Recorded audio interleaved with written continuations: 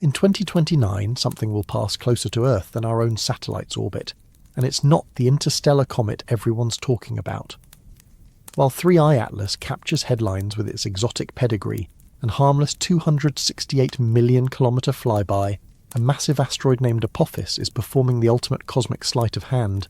It's quietly approaching for the closest planetary flyby in recorded human history. In 2029, this 340-metre-wide mountain of a rock and metal will pass 10 times closer than the Moon, moving at 7.4 kilometres per second. That's close enough to see with the naked eye, but for some strange reason, we're treating the tourist like a threat and ignoring the neighbour who's actually coming to visit. As we'll see tonight, the question isn't why we're obsessed with 3I-ATLAS, it's why we're not talking about Apophis. Part 1. The Visitor We Don't Need to Fear. Here it comes, streaking through the darkness beyond Mars, trailing a ghostly veil of ice and dust.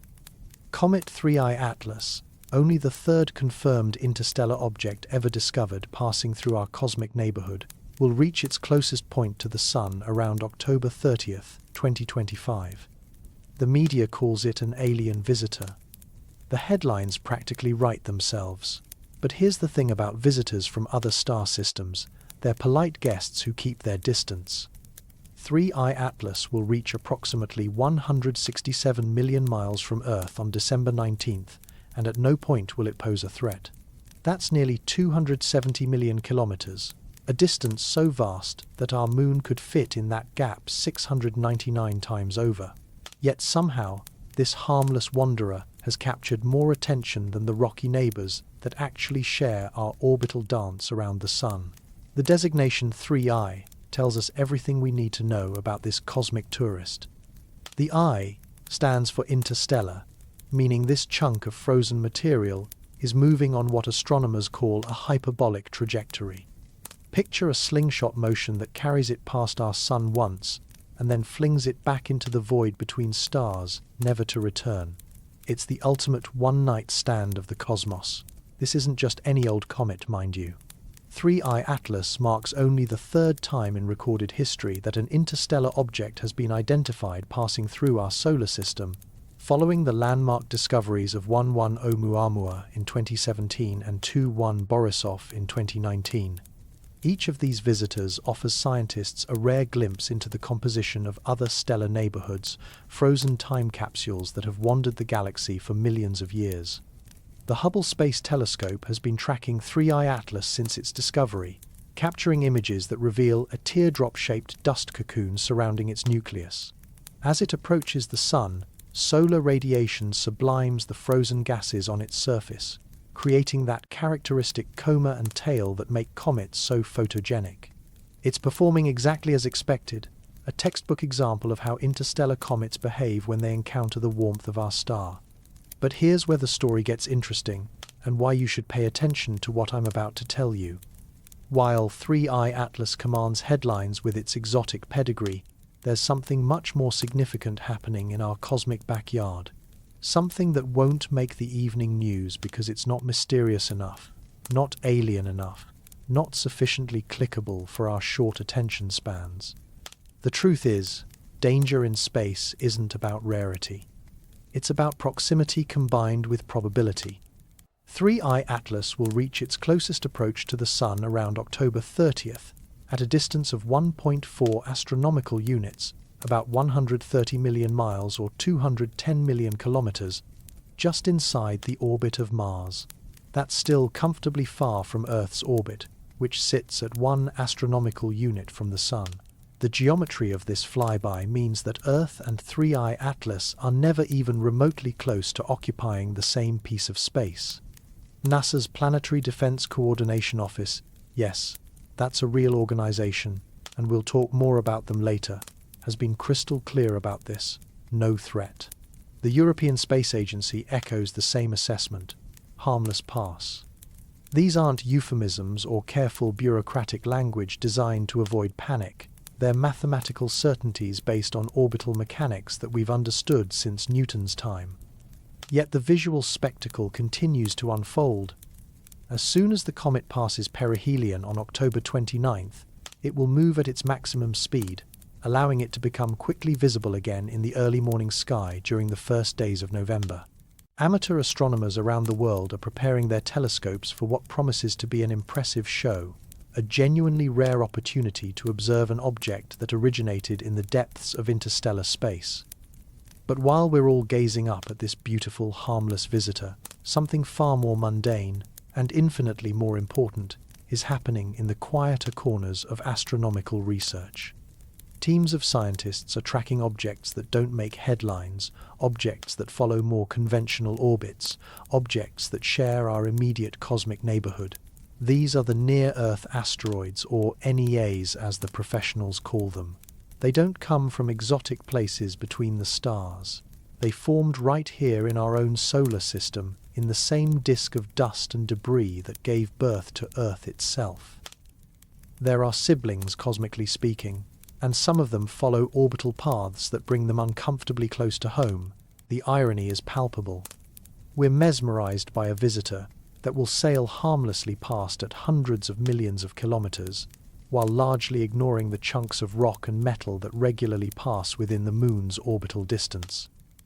The closest approach of comet 3I-ATLAS to Earth will happen on Friday, December 19, 2025, at a distance of 1.797 astronomical units, or 268 million kilometers.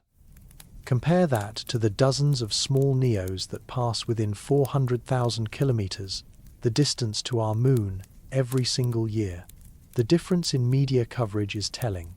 Interstellar objects get the visitor from another star treatment, complete with speculation about alien origins and mysterious compositions. Near-Earth asteroids get buried in technical journals and NASA press releases that most people never read. Yet which category actually poses a measurable risk to our planet? The answer should be obvious, but somehow it isn't. 3I-ATLAS will provide valuable scientific data about the composition of materials from other stellar systems. It might tell us something about how comets form in different environments, how they weather during their long journeys through interstellar space. This information could refine our understanding of planetary formation and the distribution of organic compounds throughout the galaxy. All fascinating stuff for researchers. What 3I-ATLAS won't do is teach us anything about planetary defense. It won't help us prepare for the kinds of impacts that have shaped Earth's history. The Chicxulub asteroid that ended the age of dinosaurs, the Tunguska event that flattened 2,000 square kilometers of Siberian forest, the Chelyabinsk meteor that injured over 1,000 people in 2013. Those events involved objects that were already part of our solar system, following predictable orbits that could, in theory, have been tracked years or decades in advance. The asteroid that will concern us next, the one that keeps planetary defense experts awake at night, won't be an exotic visitor from Alpha Centauri. It will be a perfectly ordinary chunk of rock or metal that happens to be on a collision course with the only planet we've got. So while 3I-ATLAS puts on its spectacular light show, racing toward perihelion at over 40 kilometers per second, remember this: the real threats are often hiding in plain sight. They don't announce themselves with glowing comas or hyperbolic trajectories. They're just there, quietly following their elliptical orbits, waiting for that one moment when gravity and geometry align in precisely the wrong way. But before we get to that story, before we meet the asteroid that actually did scare the experts, we need to understand what 3I-ATLAS is really teaching us about risk, probability, and the difference between spectacular and dangerous. Part 2. 3I-ATLAS, what it teaches and what it doesn't. Let's talk about what makes 3I-ATLAS genuinely remarkable from a scientific perspective, and why that remarkableness has absolutely nothing to do with planetary defense. The interstellar comet's size and physical properties are being investigated by astronomers around the world. Early observations suggest a nucleus that's at most a few kilometers across, potentially smaller than many of the asteroids we routinely track in Earth's vicinity. The Hubble Space Telescope has placed an upper limit of about 5.6 kilometers on its diameter, though the actual size could be significantly smaller once we account for the brightness contributed by its expanding coma. What makes 3I-ATLAS scientifically valuable isn't its size or its trajectory, it's its composition. This object spent millions, possibly billions of years drifting through the void between stars, subjected to cosmic radiation and the frigid temperatures of deep space. Any organic compounds it carries, any clues about the stellar system where it originated, any insights into how comets survive the journey between stars, these are the treasures that astronomers are racing to capture before it disappears forever. The James Webb Space Telescope is contributing spectroscopic data that could reveal the chemical fingerprints of 3I-ATLAS's home system. Ground-based observatories are measuring the polarization of reflected sunlight to understand the texture and composition of dust grains in its coma. Radio telescopes might detect emissions from specific molecules as they sublimate from the nucleus. It's a coordinated global effort to squeeze every bit of information from this fleeting opportunity. But here's what 3I-ATLAS absolutely cannot teach us: how to respond to a genuine impact threat. The geometry of its orbit places it permanently in the interesting but irrelevant category for planetary defense. At no point will it pose a threat, and not just because of its current trajectory. The fundamental physics of interstellar objects makes them poor candidates for impact scenarios. They're moving too fast, on paths too steep, with closest approaches that are measured in astronomical units rather than Earth radii. Compare this to the objects that planetary defense experts actually worry about. Near-Earth asteroids follow elliptical orbits that intersect or come close to Earth's orbital path. They return periodically, sometimes every few years, sometimes every few decades or centuries. Most importantly, their orbital characteristics can change over time due to gravitational perturbations from the planets, solar radiation pressure, or the subtle but measurable Yarkovsky effect, the recoil force created when an asteroid absorbs sunlight and re-radiates it as heat. This is where the mathematics of risk assessment becomes crucial, and where media coverage often goes astray. Danger in space follows a simple formula: proximity times size times probability. 3I-ATLAS scores 0 on proximity and near 0 on probability, regardless of its size. It's the cosmic equivalent of a beautiful but completely safe fireworks display, all spectacle, no substance when it comes to actual hazard. The media narrative around 3I-ATLAS follows a predictable pattern that we've seen with previous interstellar visitors. First comes the breathless announcement of discovery: alien visitor from another star. Then the obligatory safety disclaimer buried in paragraph 7, no threat to Earth. Then, weeks of speculation about its mysterious origins and exotic composition. What's missing from this coverage is any meaningful discussion of the objects that actually do pose measurable risks. The near-Earth asteroids that pass within lunar distance every few weeks. The potentially hazardous asteroids, PHAs, that are large enough and close enough to warrant continuous monitoring. The statistical reality that somewhere out there, on an orbit we haven't fully characterized yet, there's likely an object with Earth's name on it. NASA's Center for Near-Earth Object Studies maintains detailed trajectory calculations for thousands of known NEAs. Their close approach tables show a steady stream of small asteroids passing nearby. Objects with names like 2024 PT5 or 2025 RX12 that never make headlines because they're neither mysterious nor dangerous enough to capture public attention. These are the objects that matter for planetary defense, because these are the objects we might actually need to deflect someday. Understanding how to change the trajectory of a near-Earth asteroid requires detailed knowledge of its internal structure, surface composition, rotation rate, and response to external forces. 3I-ATLAS, racing past at dozens of kilometers per second on its way back to interstellar space, offers none of these insights. The DART mission, NASA's Double Asteroid Redirection Test, demonstrated kinetic impact deflection by crashing into the asteroid moon Dimorphos in 2022. The mission succeeded beyond expectations, changing Dimorphos's orbital period by 32 minutes instead of the minimum 10 minutes needed to declare success.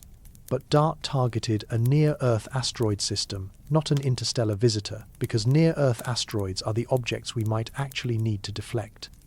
The upcoming Hera mission, launched by the European Space Agency in October 2024, will arrive at the Didymos-Dimorphos system in late 2026 to study the aftermath of DART's impact in detail. Again, this mission focuses on near-Earth asteroids because that's where the actionable planetary defense knowledge lies. 3I-ATLAS will contribute exactly 0 data points to our understanding of asteroid deflection techniques. Its hyperbolic trajectory means it's essentially in freefall past the Sun, immune to the kinds of gravitational perturbations that govern the long-term evolution of near-Earth asteroid orbits. You can't deflect an object that's already leaving the solar system at escape velocity. This brings us to a crucial point about risk communication and public perception. The exotic and the dangerous are not the same thing. 3I-ATLAS captures our imagination precisely because it's alien in the most literal sense, a visitor from the space between stars, carrying potential clues about planetary formation in distant stellar systems. But imagination and risk assessment operate on completely different wavelengths. The objects that should keep us awake at night are the ordinary ones.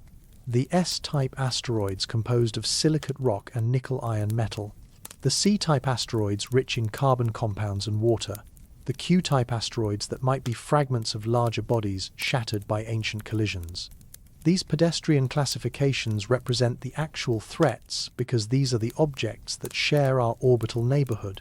From now through the beginning of September, Comet 3I-ATLAS will be in the evening sky.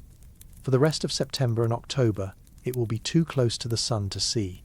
But by November and December, the comet will be bright after just passing the Sun and also out of the Sun's glare. This observing timeline perfectly illustrates why interstellar objects make poor case studies for planetary defense. They appear, provide a brief window for observation, then disappear forever. Near-Earth asteroids, by contrast, return on predictable schedules. We can observe them during multiple apparitions, track how their orbits evolve over time, and build the detailed physical models needed for deflection mission planning. They're the reliable neighbors whose behavior we can study and predict, unlike the exotic tourists who blow through once and never return. So enjoy the show that 3I-ATLAS is about to provide. Marvel at humanity's ability to detect and track objects from interstellar space. Appreciate the international cooperation that makes these observations possible. But remember that the real work of planetary defense happens in the mundane cataloguing of ordinary asteroids following predictable orbits. Because while we're watching the beautiful visitor that poses no threat, the objects that actually matter are quietly going about their business, following the same elliptical paths they've followed for millions of years, occasionally passing uncomfortably close to home. Part 3. Reframing Risk. Known neighbors versus rare visitors. The universe operates on a simple principle that humans consistently misunderstand. Familiarity breeds safety, but also complacency. The objects that threaten Earth aren't the mysterious visitors from distant stars. They're our own neighbors, following predictable paths through a shared gravitational neighborhood. Let's establish the taxonomy of things that actually matter. Near-Earth asteroids, or NEAs, are defined by a single criterion. Their orbits bring them within 1.3 astronomical units of the Sun. That's roughly 200 million kilometers, close enough to intersect or approach Earth's orbital path. Within this category, astronomers recognize 4 distinct families based on their orbital characteristics.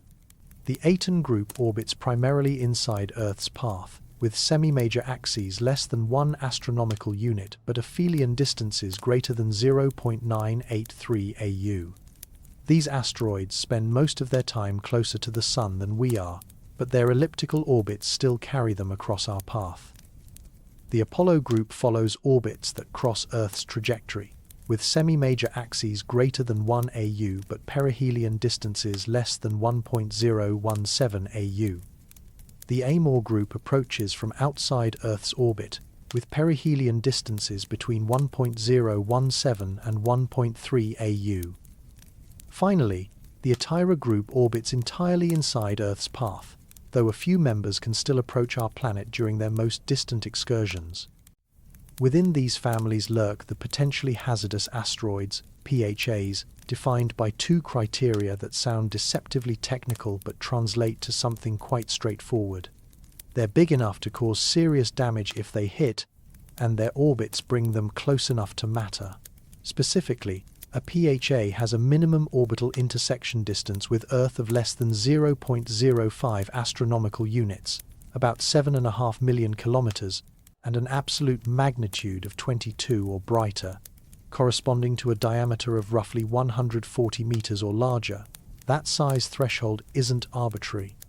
An asteroid 140 meters across carries enough kinetic energy to devastate a major metropolitan area.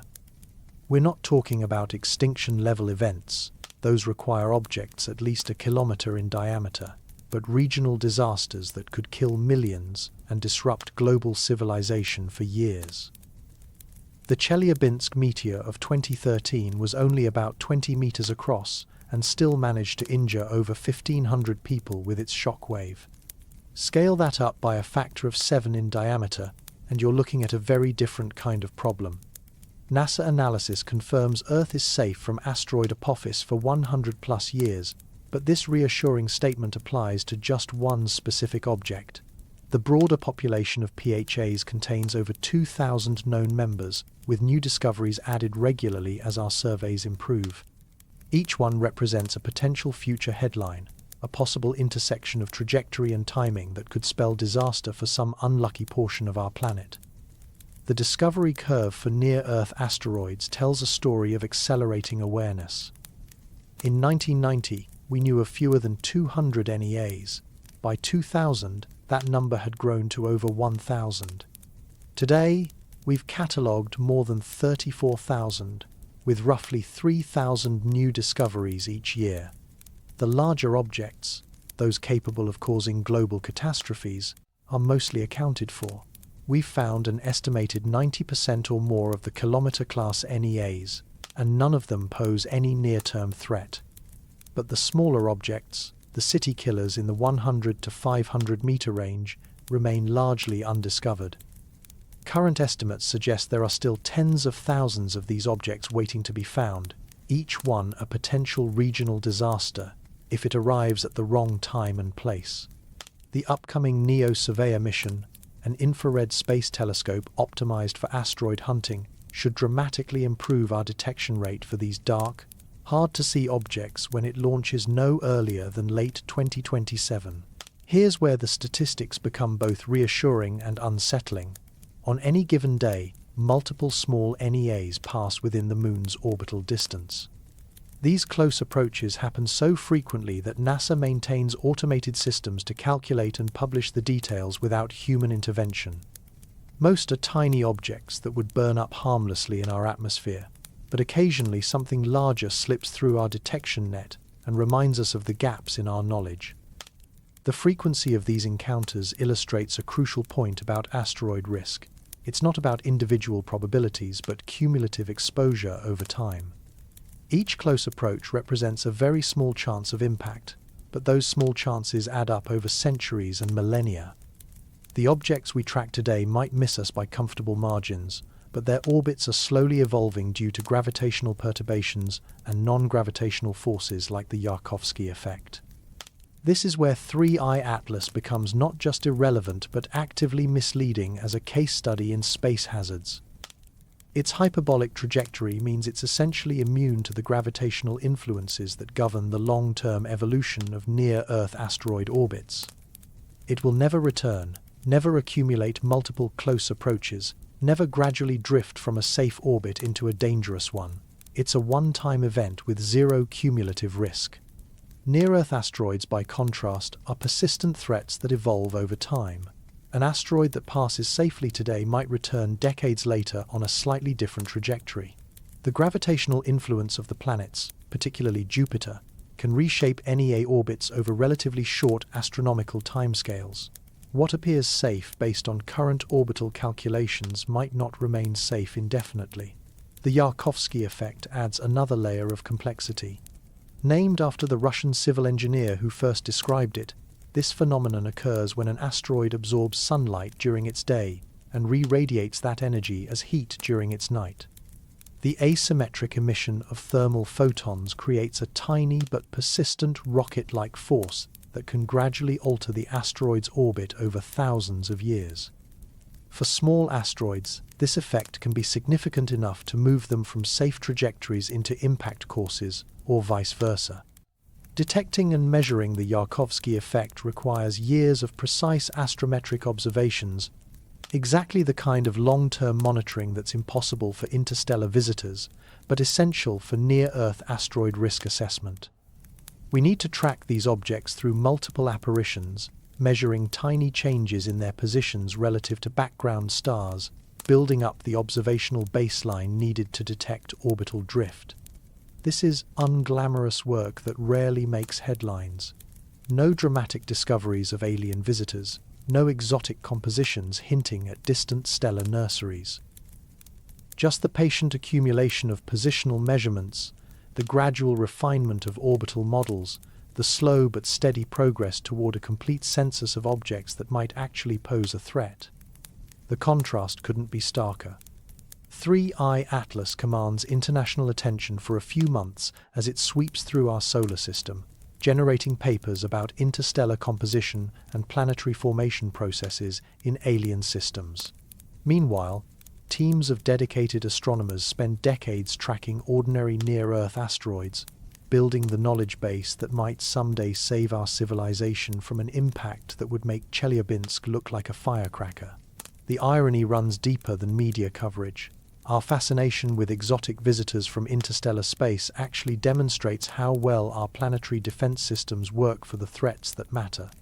We can afford to treat 3I-ATLAS as pure science, a fascinating but harmless curiosity, precisely because we've developed the infrastructure to distinguish between spectacular and dangerous. But that infrastructure exists only because previous generations of astronomers took the unglamorous threats seriously. They built the surveys that catalogue near-Earth asteroids, developed the computational tools that predict orbital evolution, established the international cooperation networks that coordinate observations and share data. They understood that the real enemy isn't the unknown visitor, but the familiar neighbor whose behavior we haven't quite pinned down yet. Which brings us to the object that taught us most of what we know about asteroid risk communication, orbital uncertainty, and the difference between scary headlines and actual danger. An asteroid discovered in 2004 that briefly held the record for highest impact probability ever calculated. An object whose story illuminates everything we've discussed about the difference between interstellar visitors and near-Earth neighbors. Its name is Apophis, and its tale of transformation from existential threat to scientific opportunity reveals everything you need to know about how planetary defense really works. Part 4. Meet Apophis. From Scare to Science. June 19, 2004. A routine night at the Kitt Peak National Observatory in Arizona, where astronomers Roy Tucker, David Tholen, and Fabrizio Bernardi were conducting a systematic search for near-Earth asteroids. Their images revealed a faint moving point of light, unremarkable in appearance, but following a trajectory that would soon make it the most closely watched asteroid in the world. They designated it 2004 MN4, a temporary identifier that would later give way to the official name 99,942 Apophis, after the ancient Egyptian serpent, god of chaos and destruction. The name would prove prophetic, though not in the way anyone expected. Initial orbital calculations based on just a few nights of observations suggested something alarming. This was no ordinary near-Earth asteroid following a comfortable path around the Sun.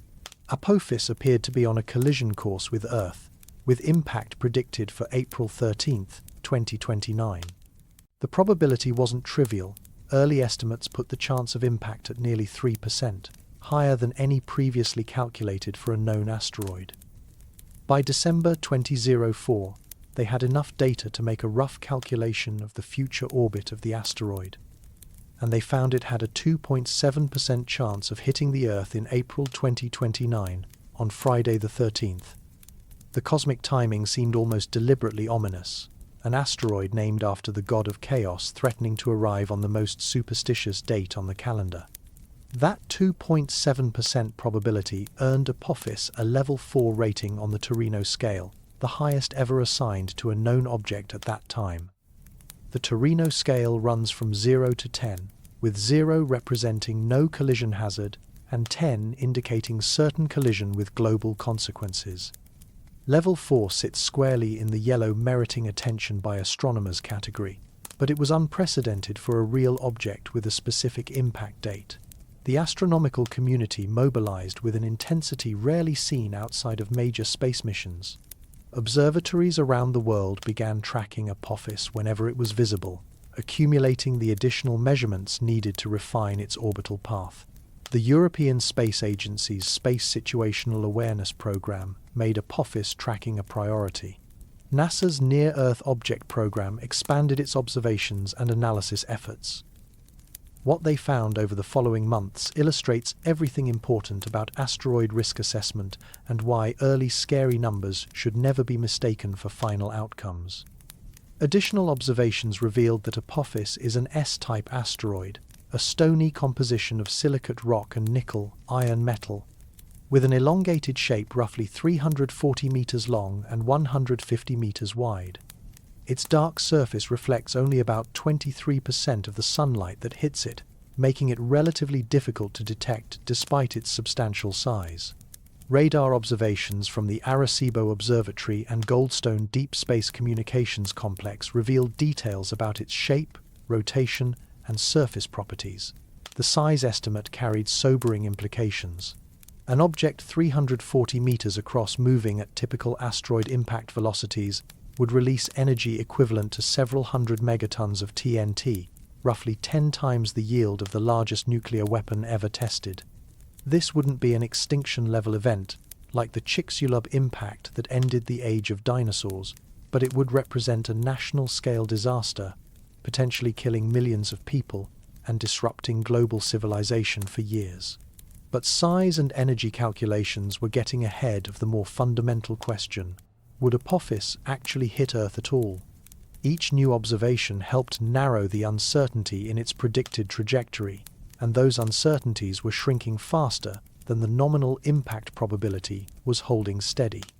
The breakthrough came from an unexpected source. Don Yeomans and his team at NASA's Jet Propulsion Laboratory realized they needed to account for pre-discovery observations of Apophis, images taken before its formal discovery that showed the asteroid as an unrecognized dot among the stars. By mining archival sky survey data, they found observations of Apophis dating back to March 2004, extending the observational arc and dramatically improving their ability to predict its future path. NASA analysis confirms Earth is safe from asteroid Apophis for 100+ years. But this reassuring conclusion emerged gradually over several years of increasingly precise observations. The 2005 apparition, when Apophis was most favorably placed for ground-based telescopes, provided the crucial data needed to rule out the 2029 impact. By 2006, refined calculations had reduced the impact probability to effectively 0. The asteroid would indeed make an extremely close approach to Earth on April 13, 2029, but it would miss by a comfortable margin of about 32,000 kilometers, close enough to pass between Earth and the geostationary satellite belt, but with no danger to Earth, to anyone or anything living on it, or to astronauts or satellites in space. Yet even with the 2029 impact ruled out, Apophis continued to hold astronomers' attention due to the concept of gravitational keyholes, tiny regions in space through which the asteroid would need to pass during its 2029 flyby to set up a subsequent impact in 2036 or later dates. These keyholes are extraordinarily narrow, typically only a few hundred meters wide, but they represent the mechanism by which a close but safe encounter can evolve into an eventual collision. The keyhole for a 2036 impact was particularly concerning because early calculations couldn't definitively rule out Apophis passing through it. The asteroid's trajectory would carry it close enough to this region that measurement uncertainties prevented a confident, all-clear assessment. For several years, Apophis retained a non-zero probability for 2036 impact, though much lower than the original 2029 calculation. The final piece of the puzzle required detecting and measuring the Yarkovsky effect on Apophis, the subtle orbital drift caused by asymmetric thermal emission. This demanded extraordinary precision in astrometric measurements, tracking the asteroid's position relative to background stars to an accuracy of a few hundredths of an arcsecond over multiple years. The detection came in 2021, when independent teams confirmed that Apophis was indeed drifting away from a purely gravitational orbit due to the Yarkovsky effect. The measured drift was small, about -170 meters per year in the semi-major axis, but it was enough to rule out passage through the 2036 keyhole and eliminate the residual impact risk for over a century.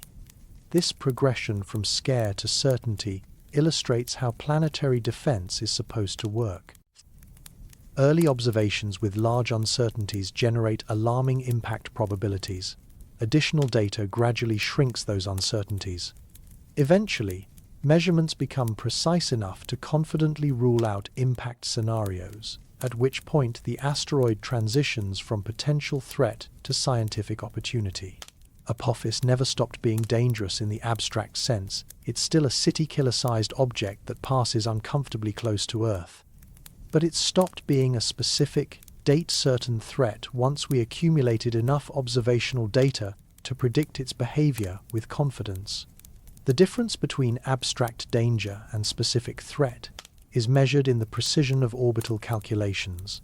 The story also reveals how asteroid scares should be communicated to the public. The initial 2.7% probability was real, not a mistake or false alarm, but the best estimate available given limited data. As observations accumulated and uncertainties shrank, that probability dropped to effectively zero. This pattern of high initial uncertainty converging to confident prediction represents the scientific process working exactly as intended. The closest known approach of Apophis will occur on April 13, 2029, at 21:46 UT, when Apophis will pass Earth at a distance of about 31,600 kilometers above the surface. What was once humanity's most precisely predicted doomsday has become our most precisely predicted astronomical spectacular, a transformation that tells us everything we need to know about the difference between uncertainty and danger. But the story of Apophis doesn't end with its rehabilitation from threat to curiosity. In fact, the most interesting chapter is just beginning. Part 5. Why 2029 Matters Anyway. Asteroid Apophis will safely pass close to Earth on April 13, 2029, at 10 times closer than the Moon. Safe, yes, but still the most significant asteroid encounter in recorded human history. Picture this. Apophis will make a very close approach to Earth on April 13, 2029, when it will pass less than 32,000 kilometers from Earth's surface, just inside the orbiting distance of geosynchronous satellites. For context, our geostationary communications satellites orbit at 35,786 kilometers altitude. Apophis will thread the needle between Earth and this critical infrastructure, following a trajectory that no object of comparable size has ever taken in the modern era. The date itself carries an almost mythical significance. April 13, 2029, a Friday the 13th that will be remembered not for superstition, but for science. Weather permitting and depending on your location on Earth, you might actually see Apophis with the naked eye as it races across the night sky. For observers in parts of Europe, Africa, and Western Asia, this 340-meter chunk of rock and metal will appear as a moving star, visible without telescopes for the first time since its discovery 25 years earlier. But visibility is just the beginning of what makes this encounter extraordinary. At this distance, Earth's gravity will have a notable impact on the passing space rock, altering its orbital characteristics and possibly its physical properties. We're not just watching Apophis, We're participating in a natural experiment in celestial mechanics that will play out in real time before a global audience of professional and amateur astronomers. Earth's gravitational field will stretch and compress Apophis as it passes through our vicinity, creating tidal forces similar to what our planet experiences from the Moon, but compressed into a flyby lasting just a few hours. These forces may trigger what planetary scientists call seismic activity, not earthquakes in the conventional sense, but mechanical stress that could reshape the asteroid's surface, trigger landslides among loose surface material, and potentially alter its rotation rate. The current best estimates suggest Apophis rotates once every 30.6 hours, a leisurely tumble that may change significantly during the encounter. Earth's gravity could either speed up or slow down this rotation, depending on the complex interplay between the asteroid's shape, internal structure, and the exact geometry of its closest approach. Predicting these changes requires sophisticated computer models that account for Apophis's elongated shape and likely rubble pile internal structure. That internal structure matters more than you might expect. Most asteroids aren't solid chunks of rock, but rather loose collections of boulders, pebbles, and dust held together by their own weak gravity. Think of a bag of gravel rather than a granite boulder. When tidal forces stretch and squeeze such an object, the response depends critically on how tightly the individual components are bound together. If Apophis is relatively coherent, more like fractured bedrock than loose rubble, it might emerge from the encounter relatively unchanged except for its altered orbit and rotation. If it's a loose aggregate barely held together by gravity, the tidal stress could trigger significant surface changes, exposing fresh material that's been protected from solar radiation and micrometeorite bombardment for millions of years. The timing of maximum tidal stress will occur at precisely 21 hours, 46 minutes, universal time on April 13th, when Apophis passes closest to Earth. At that moment, our planet will exert gravitational forces on the asteroid roughly 50 times stronger than what it experiences from its own self-gravity. For a rubble pile structure, this represents a genuine test of mechanical integrity. Ground-based radar systems will play a crucial role in documenting these potential changes. The Goldstone Solar System radar in California and the Green Bank Radio Telescope in West Virginia can achieve meter-level resolution of Apophis during its close approach, potentially revealing details about surface texture, boulder distribution, and any landslides or reshaping triggered by tidal forces. Optical telescopes around the world will monitor changes in brightness and color that might indicate freshly exposed subsurface material. If tidal stress does trigger significant landslides, astronomers might observe subtle changes in how Apophis reflects sunlight, slightly different colors or brightness patterns that reveal material composition previously hidden beneath space-weathered surfaces. The Catalina Sky Survey and linear asteroid tracking programs will coordinate observations to measure precise changes in Apophis's rotation period and pole orientation. Even small changes in these parameters could provide insights into the asteroid's internal structure and mechanical properties, information that's crucial for designing potential deflection missions for future threats.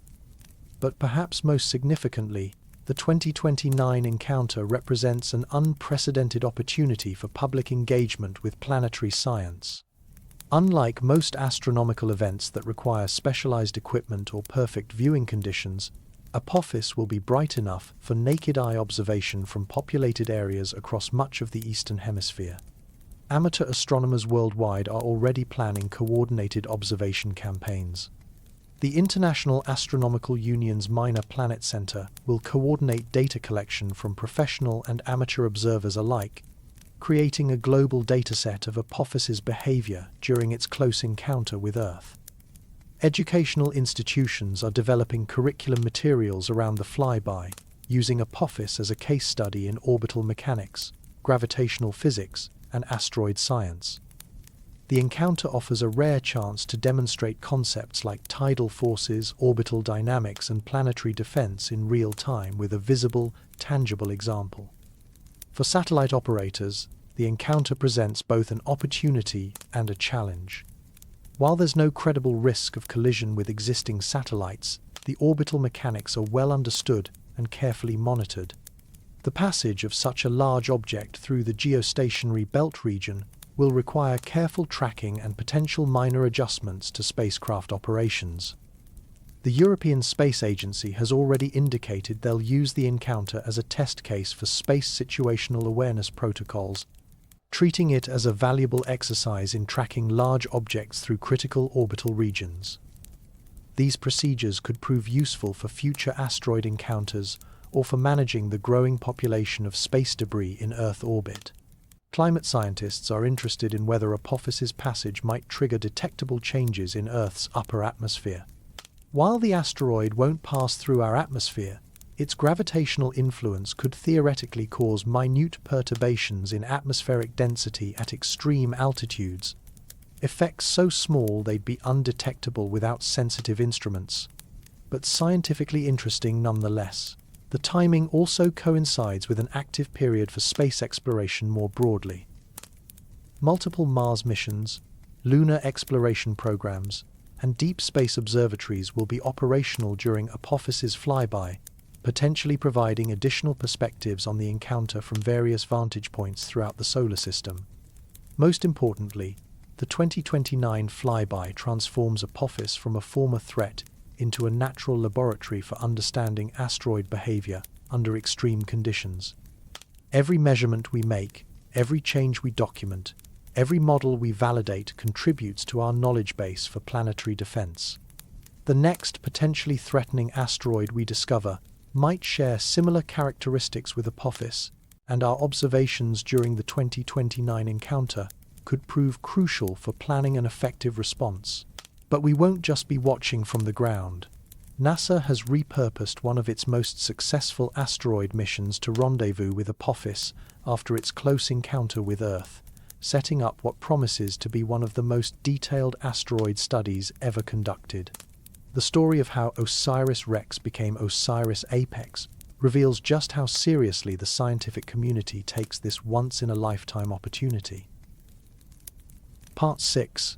The Post-Flyby Rendezvous. Sometimes the universe provides perfect timing. As Apophis prepares for its historic flyby of Earth in 2029, NASA has positioned one of its most capable spacecraft to witness the aftermath firsthand. OSIRIS-APEX represents one of the most ambitious repurposing projects in space exploration history. Originally known as OSIRIS-REx, this spacecraft spent 2 years studying the asteroid Bennu, collected samples from its surface in 2020, and successfully delivered those samples to Earth in September 2023. Rather than retire this proven asteroid explorer, NASA extended its mission and retargeted it toward Apophis, creating an unprecedented opportunity to study an asteroid before and after a major gravitational encounter. The spacecraft will arrive at Apophis in June 2029, approximately 2 months after the asteroid's close pass by Earth. This timing is crucial, close enough to the encounter to observe any changes triggered by tidal forces, but far enough removed to allow for safe operations around a potentially altered asteroid. OSIRIS-APEX will then spend approximately 18 months conducting the most detailed study of an asteroid ever undertaken by a spacecraft operating in deep space. The mission's science objectives read like a planetary defense wish list. First priority: document any orbital or rotational changes caused by Earth's gravitational influence. Ground-based observations can measure these changes from afar, but OSIRIS-APEX will provide the precision needed to understand exactly how Earth's gravity modified Apophis's trajectory and spin state. The spacecraft carries a suite of instruments originally designed for asteroid characterization that will prove invaluable for post-encounter analysis. The OCAM's imaging system can resolve surface features down to centimeter scales, potentially revealing whether tidal stress triggered landslides, boulder movement, or other surface modifications. The OTES thermal emission spectrometer will map temperature variations across Apophis's surface, looking for thermal signatures that might indicate freshly exposed subsurface material. Most intriguingly, OSIRIS-APEX will attempt a maneuver that its predecessor never tried at Bennu, a powered descent to within approximately 25 meters of Apophis's surface, followed by a thruster firing designed to disturb and loft surface material. This sample site reconnaissance won't involve physical contact with the asteroid. OSIRIS-APEX lacks the touch-and-go sampling arm that enabled OSIRIS-REx to collect material from Bennu, but the thruster blast should expose subsurface composition for remote analysis. The thruster maneuver represents a calculated risk that illustrates how much confidence mission planners have in OSIRIS-APEX's capabilities. Operating at such close range to a potentially modified asteroid requires precise navigation and real-time hazard assessment.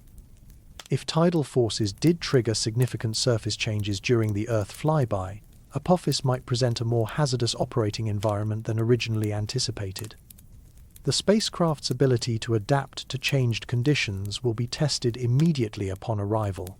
OSIRIS-APEX will need to characterize Apophis's post-encounter gravitational field, rotation state, and surface properties before attempting close proximity operations. This represents a unique challenge in spacecraft operations. Most asteroid missions study pristine targets with well-characterized properties, while OSIRIS-APEX will encounter an asteroid that has potentially undergone recent modification. Navigation around Apophis will require extraordinary precision. The asteroid's elongated shape and relatively rapid rotation create a complex gravitational environment even under normal circumstances. If Earth's tidal forces altered the rotation rate or axis orientation, mission planners will need to update their operational procedures in real time based on OSIRIS-APEX's initial observations. The scientific payoff could be enormous. By comparing pre-flyby ground-based observations with post-flyby spacecraft data, researchers will gain unprecedented insights into how asteroids respond to strong gravitational perturbations. This information directly applies to planetary defense scenarios where we might need to predict how a threatening asteroid would behave if deflected by a kinetic impactor or gravitational tractor. The mission will also validate computational models used to simulate asteroid deflection missions. Current models make assumptions about asteroid internal structure, surface properties, and mechanical response to external forces. OSIRIS-APEX observations of Apophis's actual behavior during and after its Earth encounter will provide ground truth for these simulations.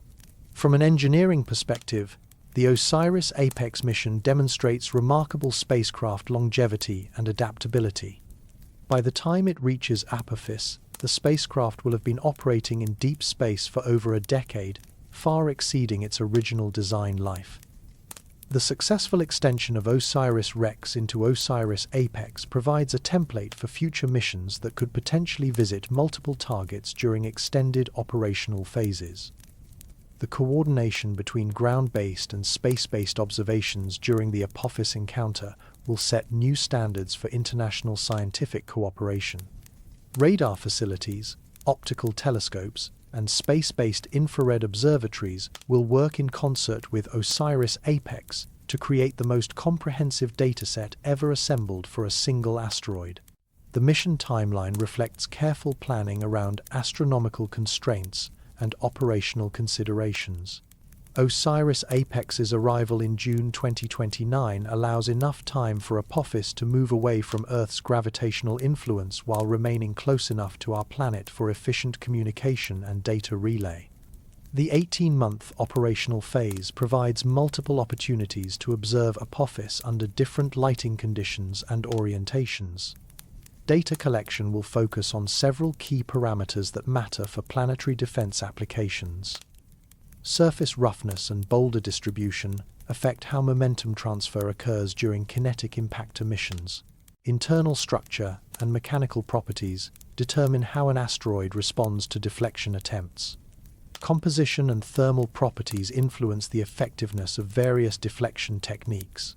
The thruster disturbance experiment deserves special attention as a proof of concept for future missions.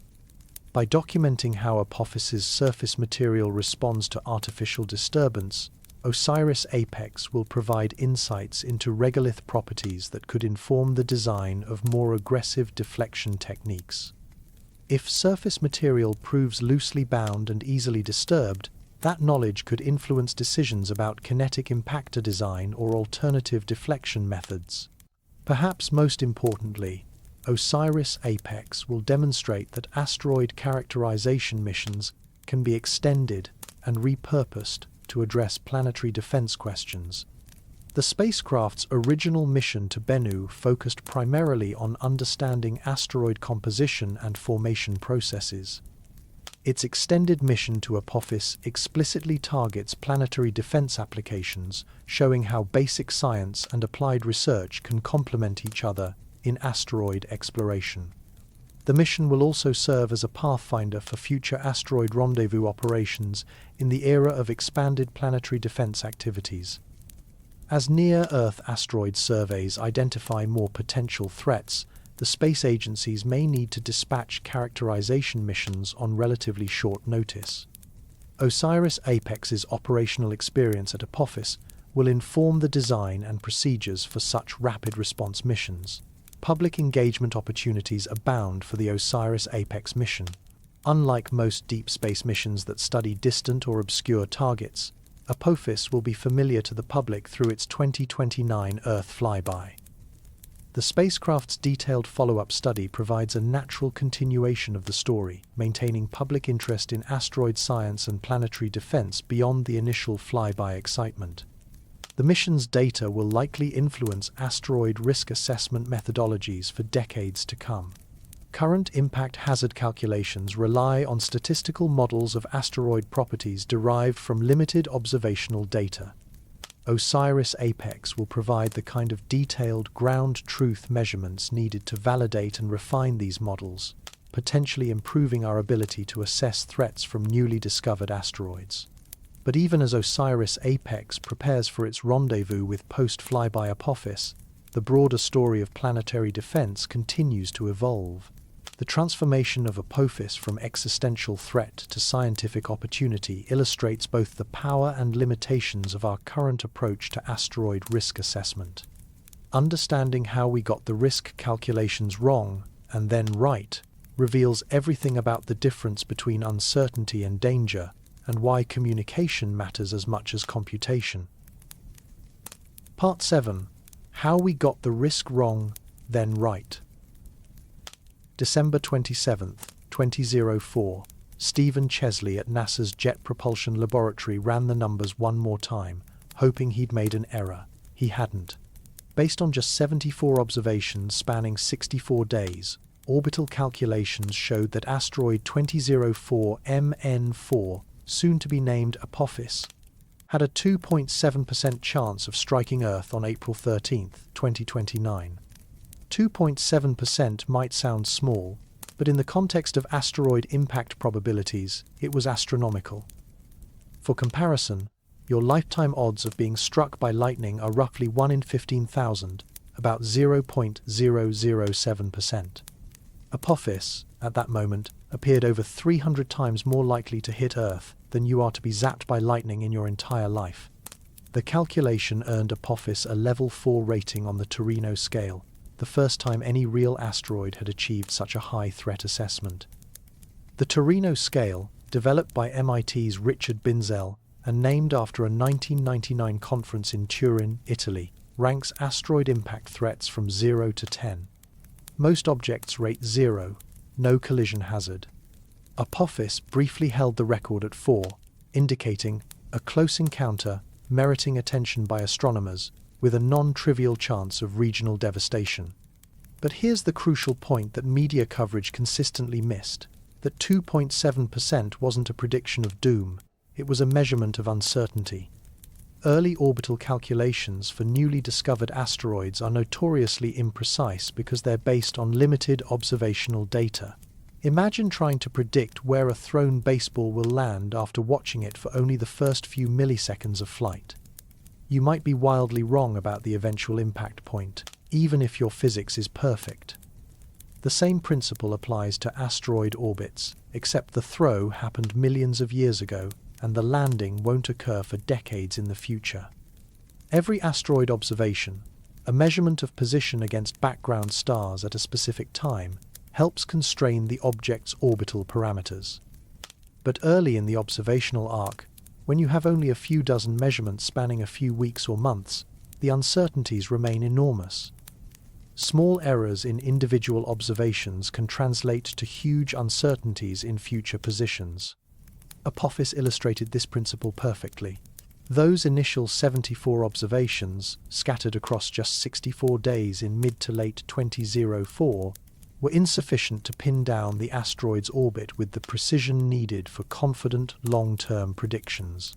The calculated 2.7% impact probability reflected this uncertainty, not a statement that Apophis would probably hit Earth, but an acknowledgement that the observational data couldn't yet rule out such an impact. The concept of gravitational keyholes made the uncertainty even more consequential. During Apophis's close approach on April 13, 2029, Earth's gravity would deflect the asteroid's trajectory by a small but measurable amount. If Apophis passed through certain narrow regions of space during this encounter, regions only a few hundred meters wide, the gravitational deflection could set up a precise collision with Earth 7 years later in 2036. These keyholes represent a phenomenon unique to asteroid risk assessment. A close but safe approach can evolve into an eventual collision if the geometry is precisely wrong. The keyhole for Apophis's potential 2036 impact was calculated to be roughly 610 meters wide, smaller than many city blocks, but large enough that early orbital uncertainties couldn't definitively rule out passage through it. This is where the mathematics of orbital mechanics intersected with the psychology of risk communication in problematic ways. News reports focused on the headline-grabbing 2.7% figure, while largely ignoring the underlying uncertainty that generated it. The public understandably interpreted this as a near-certain prediction rather than a provisional calculation based on limited data. Professional astronomers knew better. They understood that additional observations would either confirm the impact threat by narrowing the uncertainty ellipse around a collision trajectory, or eliminate it by moving the most probable path away from Earth. The smart money was on the latter outcome. Most asteroid scares dissolve under the weight of additional data, but the only way to know for certain was to keep observing. The solution required a coordinated global effort, unlike anything previously attempted for a single asteroid. Observatories on every continent began tracking Apophis whenever it was visible, accumulating the measurements needed to shrink orbital uncertainties. Radio telescopes conducted radar observations that could determine distances to meter-level precision. Space-based observatories contributed astrometric measurements free from atmospheric distortion. The breakthrough came from an unexpected source. Don Yeomans and his team realized they could extend Apophis's observational arc by mining archival sky survey images for pre-discovery detections. By searching through databases of astronomical images taken before the asteroid's formal discovery, they found additional observations dating back to March 2004, effectively doubling the time baseline available for orbital calculations. These precovery observations proved decisive. With a longer observational arc and hundreds of additional position measurements, the orbital uncertainty shrank dramatically. By late 2005, refined calculations had reduced the 2029 impact probability to effectively zero. Apophis would indeed make an extremely close approach, closer than any asteroid of comparable size in recorded history, but it would miss Earth by approximately 32,000 kilometers. The elimination of the 2029 impact didn't immediately resolve all concerns about Apophis. The asteroid would still pass close enough to the 2036 keyhole that residual uncertainties prevented a confident, all-clear assessment. For several more years, Apophis retained a small but non-zero probability for later impacts, though much lower than the original calculation. Final resolution required detecting and measuring the Yarkovsky effect, the subtle orbital drift caused when an asteroid absorbs sunlight and re-radiates it as heat. This tiny but persistent force can gradually alter asteroid orbits over thousands of years, and accounting for it precisely requires extraordinary measurement precision accumulated over long time periods. The detection came in 2021, when independent teams confirmed that Apophis was drifting away from a purely gravitational orbit at a rate of -170 meters per year in semi-major axis. This measured drift was sufficient to rule out passage through the 2036 keyhole and eliminate impact risks for over a century. NASA analysis confirms Earth is safe from asteroid Apophis for 100+ years, a statement that represents one of the most thoroughly validated negative predictions in the history of planetary science. The progression from 2.7% impact probability to confident safety assessment illustrates exactly how planetary defense should work when confronted with apparent threats. The Apophis case study established protocols that now guide asteroid risk assessment and communication. Initial calculations based on limited data should be treated as preliminary, with uncertainty bounds clearly communicated. Media reports should emphasize the provisional nature of early impact probabilities rather than treating them as definitive predictions.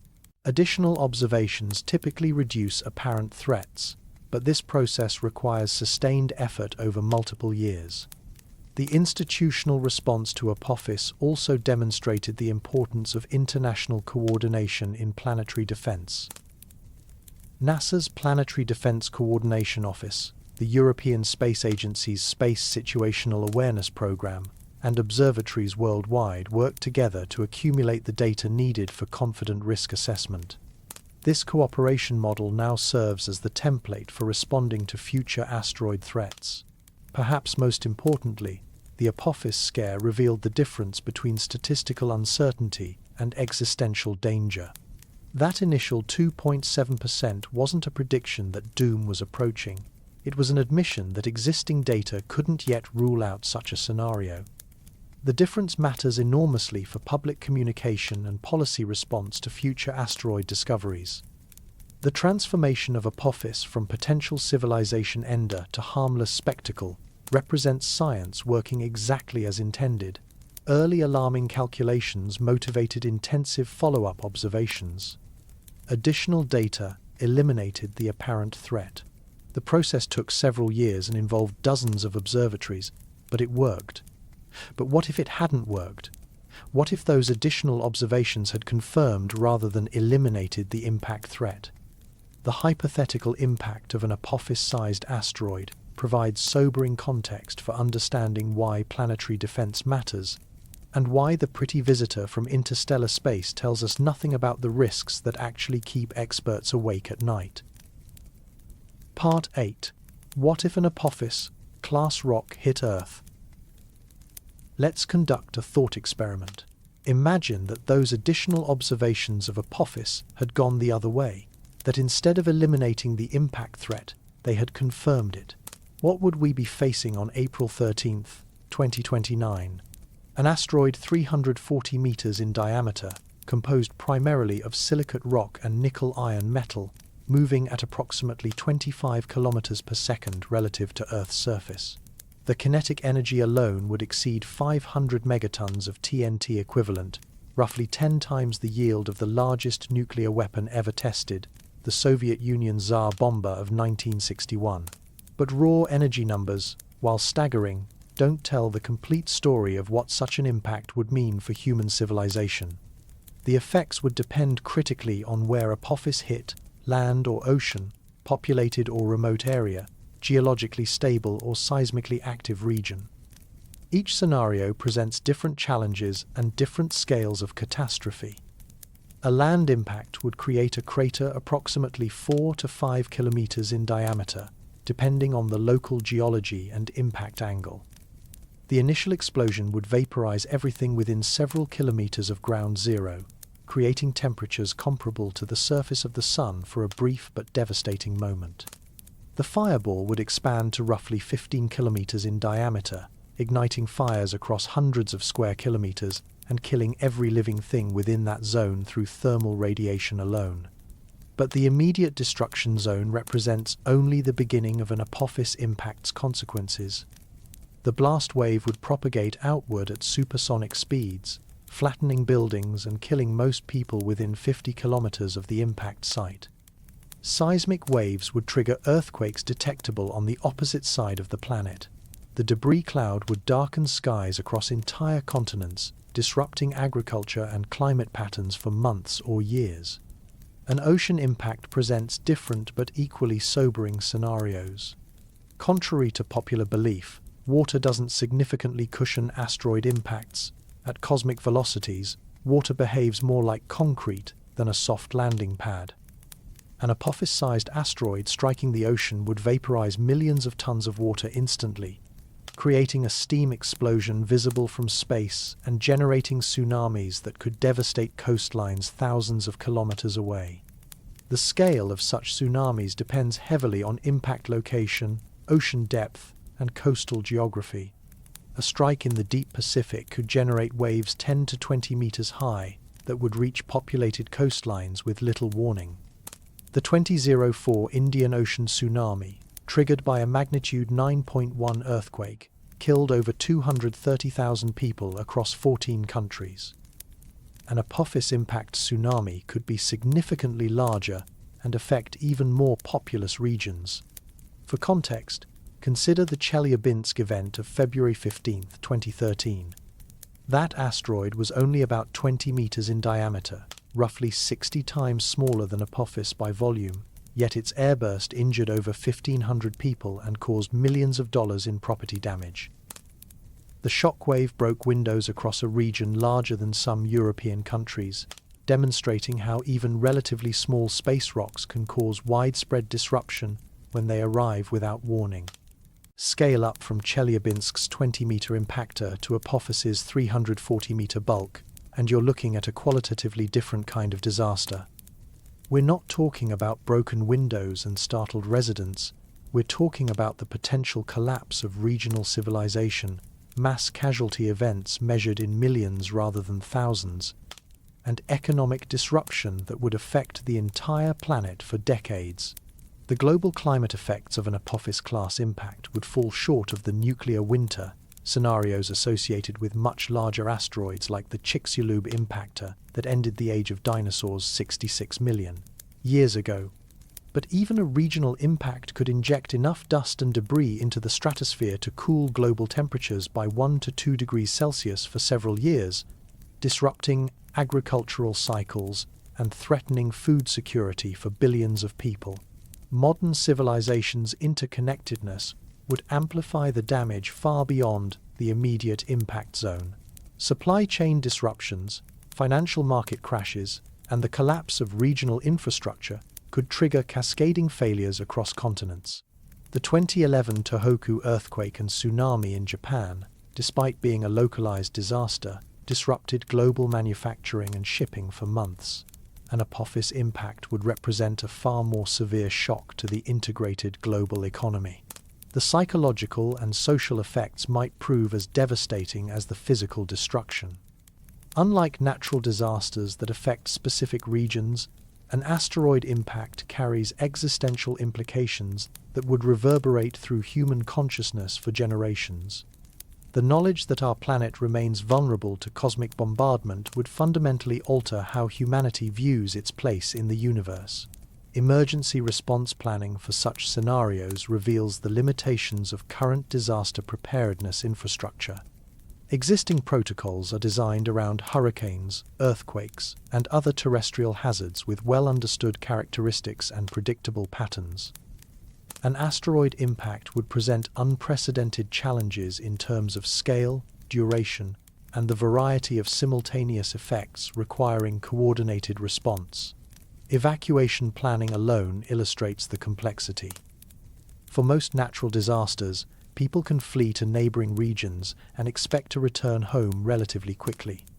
An Apophis-class impact would render large areas uninhabitable for years or decades, requiring permanent resettlement of potentially millions of people. The logistics of such massive population movements would strain governmental and humanitarian resources beyond current capabilities. International cooperation would become essential for effective response and recovery. No single nation possesses the resources to manage an Apophis-scale disaster independently. Yet the current framework for international disaster response operates on assumptions about regional events with limited global consequences. An asteroid impact would require unprecedented coordination between governments, international organizations, and relief agencies. The economic costs would dwarf any previous natural disaster. The 2011 Tohoku earthquake and tsunami caused approximately $200 billion in direct damage. Hurricane Katrina in 2005 generated over $125 billion in losses. An Apophis impact could easily generate damage costs exceeding $1 trillion, not including the longer-term economic disruption from climate effects and mass displacement. These sobering calculations illuminate why planetary defense has evolved from science fiction curiosity to serious policy priority.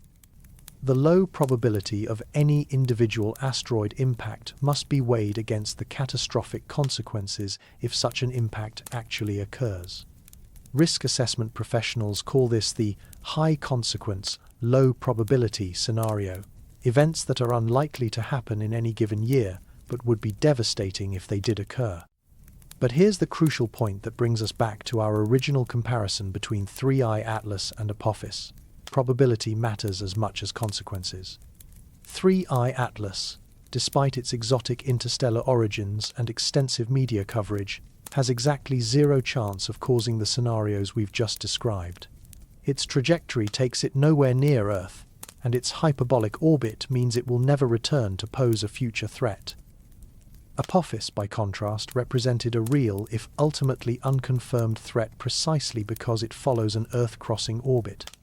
Even though additional observations eliminated its impact risk for the next century, it remains a member of the potentially hazardous asteroid population, objects whose orbits bring them close enough to matter and whose sizes make them dangerous if they ever do hit.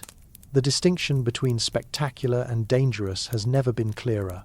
3I-ATLAS commands attention because of its rarity and exotic origins, while Apophis offers genuine insights into the kinds of threats that planetary defense systems are designed to address. One is a beautiful curiosity, the other is a case study in why we need to take near-Earth asteroids seriously. This brings us to the heart of why 3I-ATLAS, for all its scientific value, represents a dangerous distraction from the real work of planetary defense.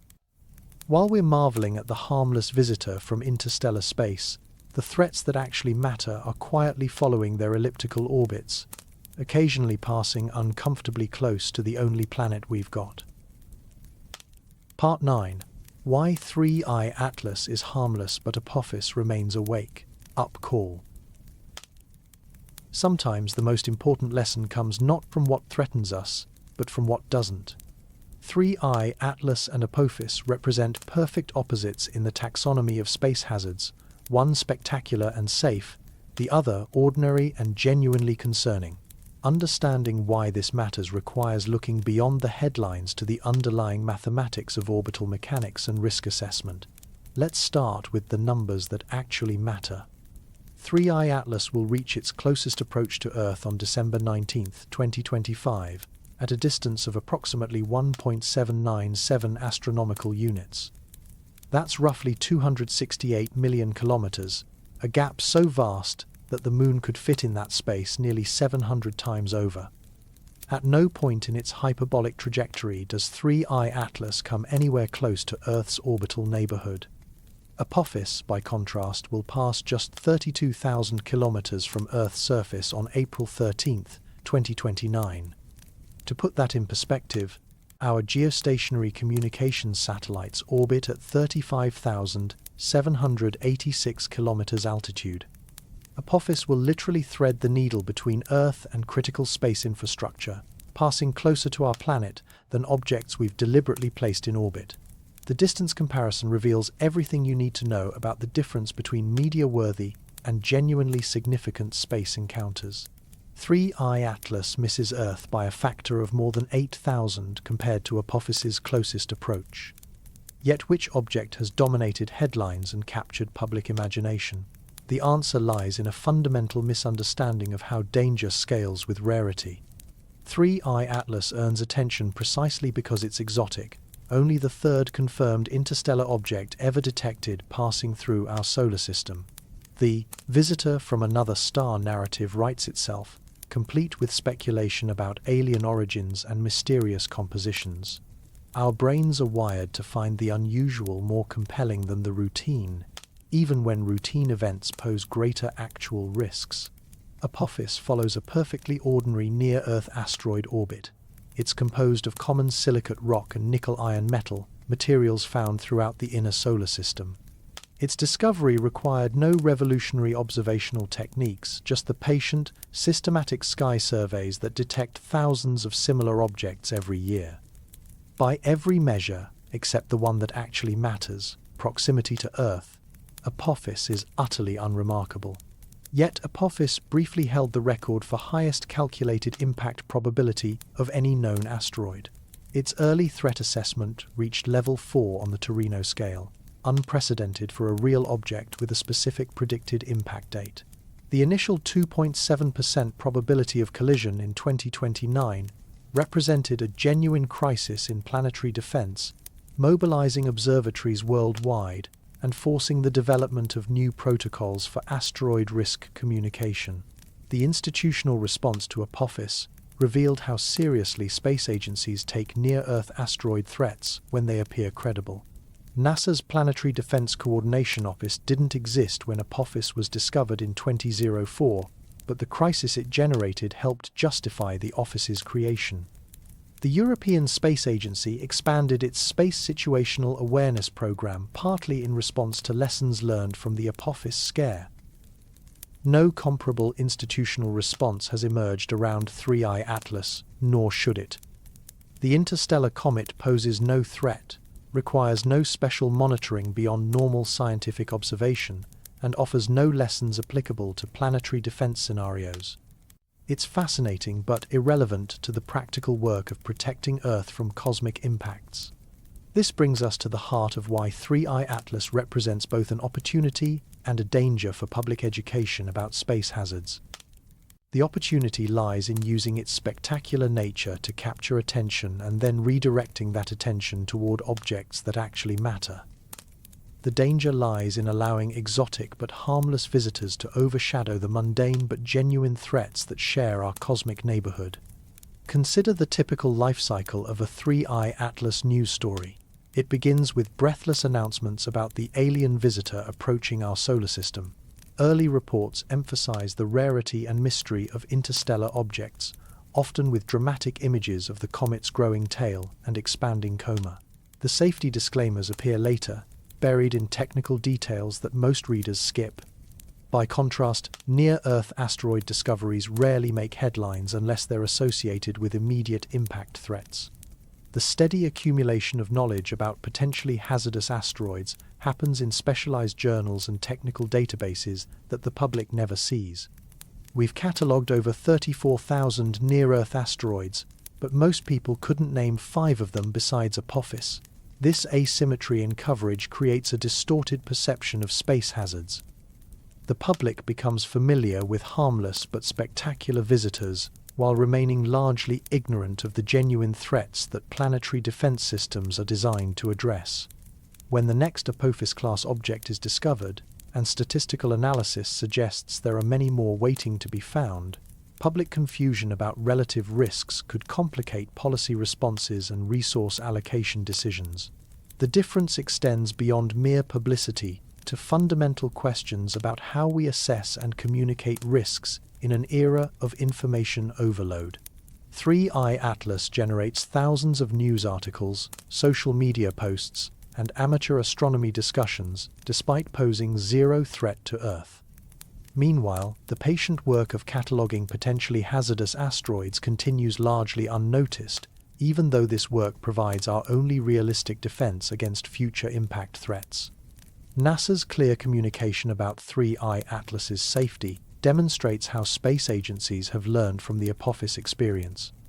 Every official statement about the interstellar comet emphasizes its harmless trajectory and vast distance from Earth.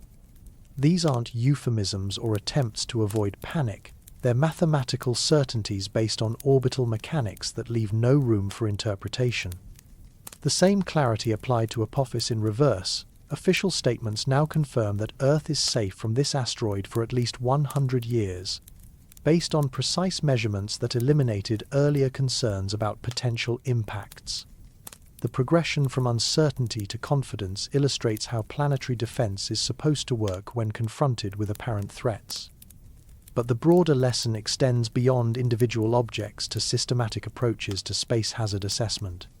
3I-ATLAS represents the category of threats we don't need to worry about, rare visitors on hyperbolic trajectories that will never return.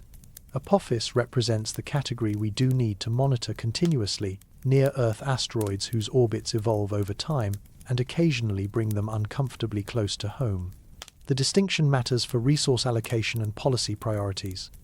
Every dollar spent studying harmless interstellar visitors is a dollar not available for the unglamorous but essential work of near-Earth asteroid surveys. Every hour of telescope time devoted to exotic comets is an hour not spent tracking potentially hazardous asteroids that might pose future threats. This isn't an argument against studying 3I-ATLAS or other interstellar objects. They provide valuable scientific insights about planetary formation and the distribution of materials throughout the galaxy. But it is an argument for maintaining perspective about which discoveries matter for human survival and which represent purely scientific curiosities. The 2029 encounter with Apophis offers a perfect counterpoint to 3I-ATLAS's harmless spectacle.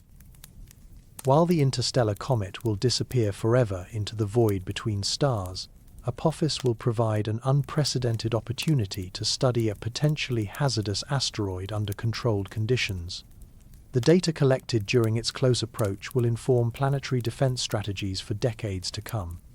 That data collection represents the real work of planetary defense, patient accumulation of knowledge about near-Earth asteroids, development of deflection technologies, and preparation for the day when we might face a genuine impact threat. It's not as photogenic as an interstellar visitor trailing a glowing tail, but it's infinitely more important for long-term human survival. The contrast between 3I-ATLAS and Apophis illuminates a fundamental truth about risk assessment. Danger isn't determined by rarity or spectacle, but by proximity combined with probability. The exotic visitor poses no threat despite commanding headlines. The ordinary neighbor remains a subject of legitimate scientific interest despite being declared safe for the next century. Part 10. The 2029 Show. What we'll measure. April 13, 2029 will mark the most intensively observed asteroid encounter in human history. Every major observatory on Earth will be watching Apophis during its closest approach, armed with instruments that can measure changes in the asteroid's properties down to unprecedented levels of detail. The Global Observation Campaign represents a coordination effort unlike anything attempted for a single astronomical object. Ground-based optical telescopes will track changes in Apophis's brightness and color that might indicate surface modifications triggered by tidal stress. Infrared observatories will map temperature variations across the asteroid's surface, looking for thermal signatures of freshly exposed subsurface material. Radio telescopes will conduct high-resolution radar imaging to document any structural changes with meter-level precision. The timing provides a natural before and after comparison that planetary scientists have been planning for years. Detailed observations of Apophis conducted during its 2021 apparition established a baseline dataset of the asteroid's properties, its shape, rotation rate, surface composition, and thermal characteristics. The 2029 encounter will allow researchers to measure exactly how Earth's gravitational influence modified these parameters. Radar observations will play a crucial role in this comparison. The Goldstone Solar System radar in California and the Green Bank Radio Telescope in West Virginia can achieve spatial resolutions of just a few meters when observing Apophis during its close approach. These facilities documented the asteroid's shape in exquisite detail during previous encounters, creating three-dimensional models that show individual boulders and surface features. If tidal forces do trigger significant changes during the flyby, landslides among loose surface material, the exposure of fresh subsurface rock, or alterations to the distribution of boulders and debris, radar observations should detect them immediately. The comparison between pre-encounter and post-encounter radar images could provide the first direct evidence of how asteroids respond to strong gravitational perturbations. The asteroid's rotation presents another critical measurement target. Apophis currently rotates once every 30.6 hours, a leisurely tumble that carries different faces into sunlight on a predictable schedule. Earth's gravity will almost certainly alter this rotation rate, either spinning the asteroid up or slowing it down depending on complex interactions between tidal forces and the asteroid's elongated shape. Measuring these changes requires extraordinary precision in photometric observations, monitoring how Apophis's brightness varies as different parts of its surface rotate into view. Professional observatories worldwide will contribute data to this effort, but amateur astronomers will also play a crucial role. The International Astronomical Union has been coordinating amateur observation campaigns for years, and the 2029 encounter represents the ultimate test of citizen science capabilities. The thermal infrared observations deserve special attention because they could reveal the most dramatic changes triggered by the encounter. Space weathering, the gradual darkening and reddening of asteroid surfaces caused by micrometeorite bombardment and solar wind exposure, occurs over millions of years under normal circumstances. If tidal stress exposes large amounts of fresh subsurface material, that material should appear brighter and less red than the space-weathered surface layers. NASA's NEOWISE mission has been conducting thermal infrared surveys of near-Earth asteroids since 2013, providing baseline measurements of surface temperatures and thermal properties for thousands of objects, including Apophis. The 2029 observations will determine whether the encounter altered these thermal characteristics in measurable ways. Spectroscopic observations will attempt to detect compositional changes that might result from surface modifications. Different minerals reflect and absorb light at characteristic wavelengths, creating spectral fingerprints that reveal asteroid composition. If significant amounts of fresh material are exposed during the encounter, spectrographs should detect differences in the relative abundances of various mineral components. The European Space Agency's Hera mission, launched in October 2024, will be operating in the vicinity of the Didymos asteroid system during Apophis's encounter with Earth. While Hera won't observe Apophis directly, its advanced instruments and operational experience with asteroid characterization will inform data analysis and interpretation for the encounter observations. Perhaps most intriguingly, the 2029 encounter will provide the first opportunity to study how an asteroid's internal structure responds to external stress. Most asteroids are thought to be rubble piles, loose collections of boulders, rocks, and debris held together by weak gravitational attraction rather than material strength. But the degree of internal coherence varies significantly between different asteroids, and this variation has important implications for planetary defense applications. If Apophis proves to be a relatively coherent object with significant internal strength, tidal forces might produce only minor surface changes. If it's a loose rubble pile barely held together by gravity, the encounter could trigger more dramatic restructuring. The observations will provide crucial ground truth for models used to predict how asteroids respond to deflection attempts. The asteroid's elongated shape adds complexity to these predictions. Tidal forces don't affect spherical objects uniformly. They stretch objects along the line connecting them to the perturbing body while compressing them perpendicular to that line. For an elongated asteroid like Apophis, the orientation during closest approach will determine whether tidal stress acts to further elongate the object or to make it more spherical. Current models suggest that Apophis will experience maximum tidal stress at 21 hours. 46 minutes Universal Time on April 13th, when it passes closest to Earth. At that moment, Earth's gravitational field will exert forces on the asteroid roughly 50 times stronger than its own self-gravity.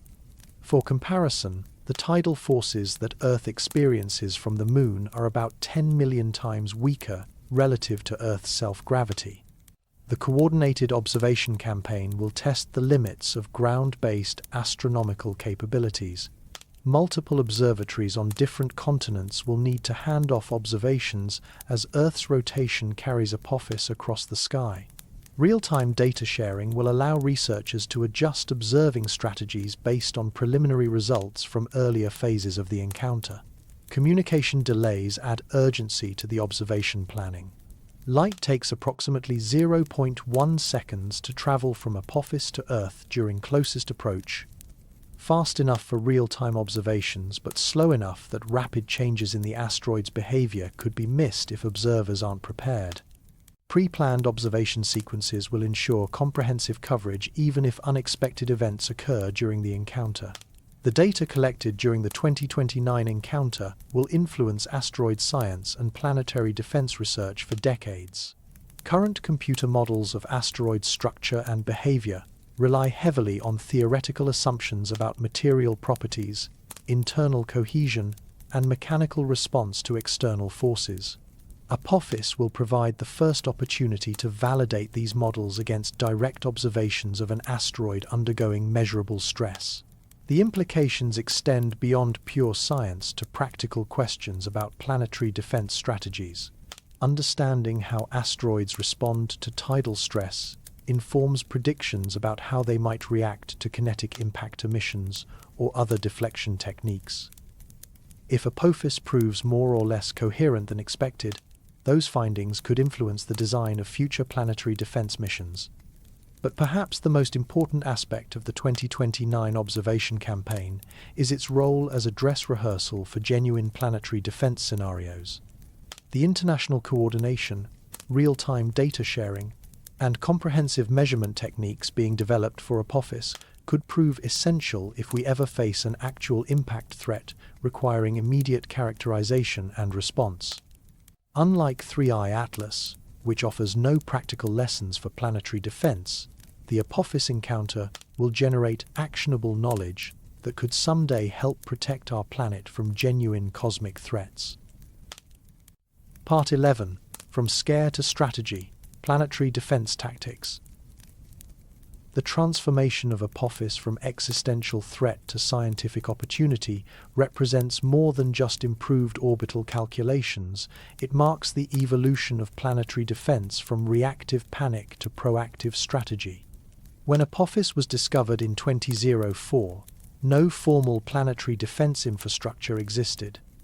NASA had various programs for detecting and tracking near-Earth asteroids, but no coordinated office responsible for impact hazard assessment and mitigation planning. The European Space Agency conducted asteroid research, but had no dedicated planetary defense mandate. The international community possessed no formal mechanisms for coordinating responses to potential impact threats. The Apophis scare changed everything. By 2006, NASA had established the Near-Earth Object Observations Program with dedicated funding for asteroid surveys and follow-up observations. The program's mandate explicitly included both discovery of potentially hazardous asteroids and precise characterization of their orbits to assess impact risks. This represented the first institutional recognition that planetary defense required sustained, systematic effort rather than ad hoc responses to individual threats. The European Space Agency followed suit with its Space Situational Awareness Program, later renamed Space Safety and Security. Initially focused on space debris and solar weather hazards, the program expanded to include near-Earth asteroid detection and risk assessment. The ESA's collaboration with ground-based observatories and space surveillance networks created Europe's first comprehensive approach to planetary defense. But institutional frameworks alone couldn't address the technical challenges revealed by the Apophis case. Deflecting a threatening asteroid requires precise knowledge of its physical properties, mass, density, internal structure, surface composition, and mechanical strength. These parameters determine how an asteroid responds to deflection attempts and influence the design of mitigation missions. The Double Asteroid Redirection Test, launched in November 2021, represented humanity's first practical experiment in asteroid deflection technology. DART's target was Dimorphos, the smaller member of a binary asteroid system orbiting the larger asteroid Didymos. The mission's objective was straightforward: crash a spacecraft into Dimorphos at high speed and measure the resulting change in its orbital period around Didymos. DART succeeded beyond expectations. The impact on September 26, 2022, changed Dimorphos's orbital period by 32 minutes, more than 3 times the minimum 10-minute change needed to declare the mission successful.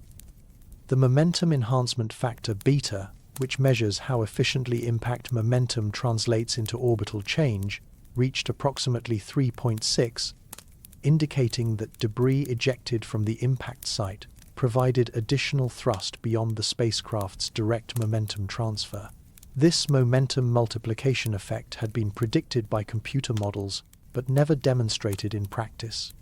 The DART impact validated theoretical predictions about how loose rubble pile asteroids respond to kinetic impacts, providing crucial calibration data for future deflection missions.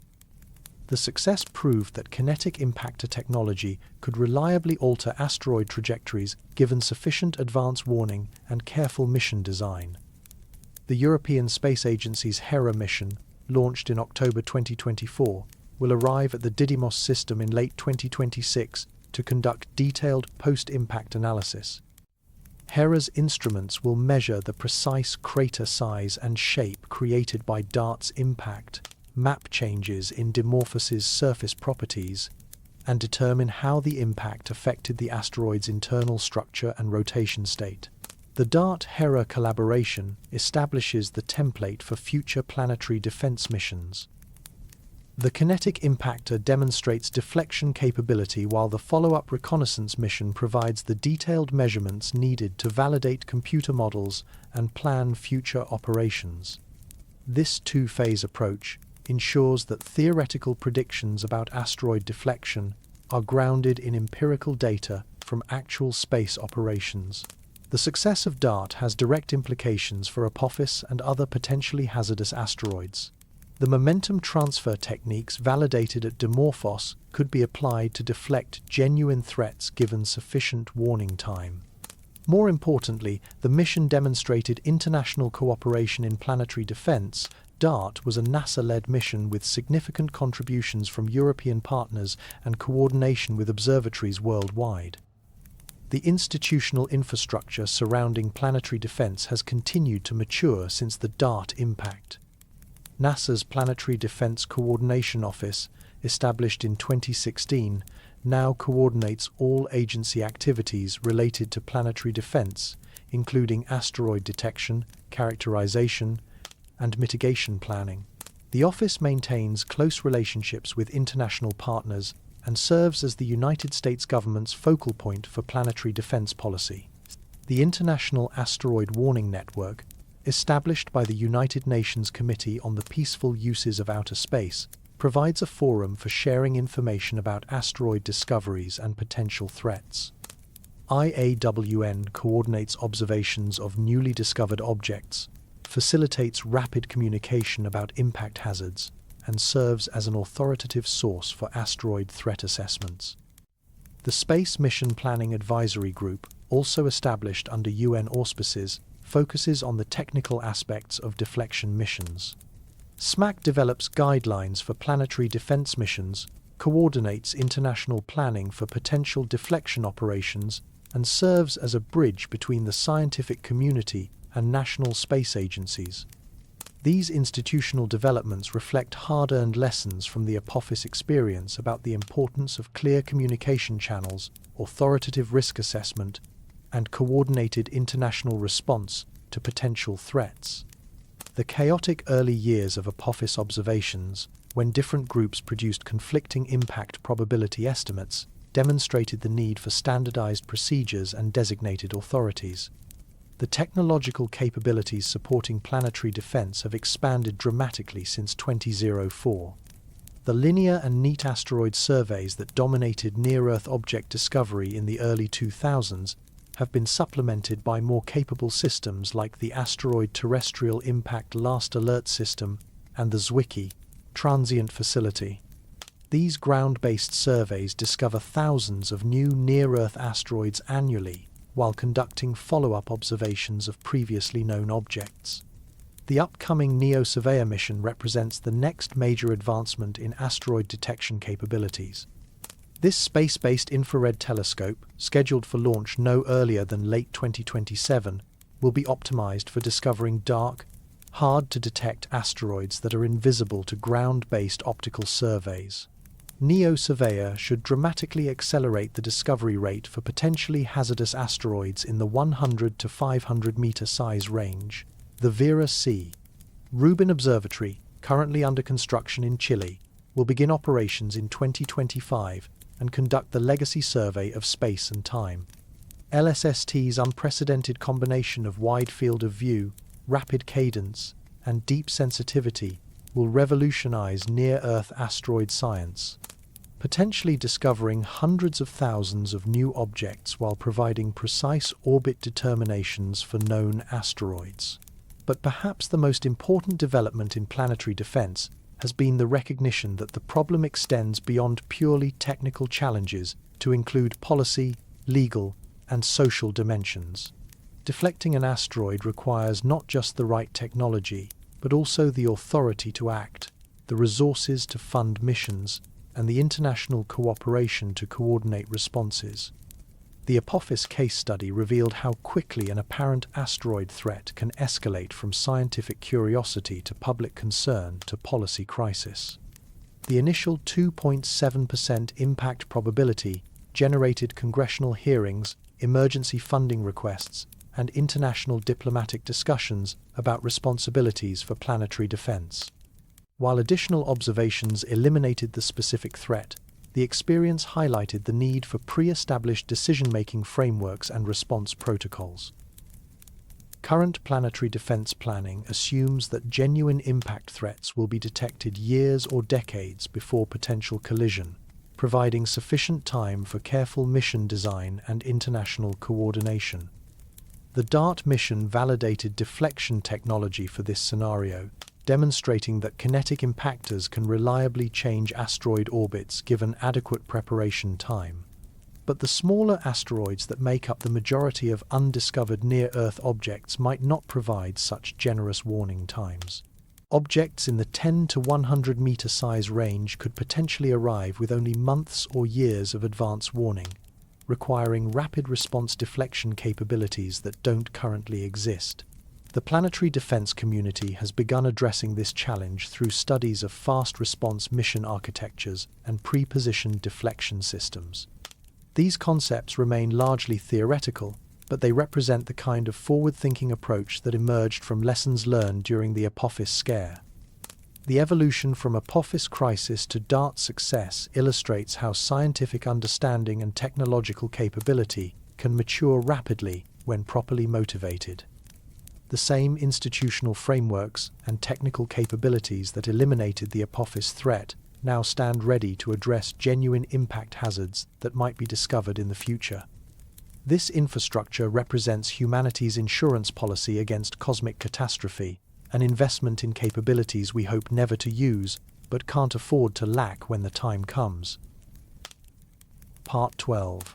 Cataloging the threats we actually face. While 3I-ATLAS captures headlines with its exotic interstellar origins, the real work of planetary defense happens in the methodical cataloging of ordinary near-Earth asteroids following predictable orbits through our cosmic neighborhood. The taxonomy of near-Earth objects reveals why some asteroids matter more than others for planetary defense purposes. The Aten group orbits primarily inside Earth's path around the Sun, with semi-major axes less than 1 astronomical unit, but aphelion distances that carry them beyond 0.983 AU. These asteroids spend most of their time closer to the Sun than Earth. but their elliptical orbits still bring them across our planet's trajectory at regular intervals. The Apollo group follows orbits that directly cross Earth's path, with semi-major axes greater than 1 AU, but perihelion distances less than 1.017 AU. This group contains some of the most potentially dangerous asteroids because their orbits intersect Earth's trajectory twice per revolution, maximizing opportunities for close encounters. Apophis belongs to this category, as do most of the asteroids that have generated genuine impact scares over the past 2 decades. The Amor group approaches from outside Earth's orbit, with perihelion distances between 1.017 and 1.3 AU.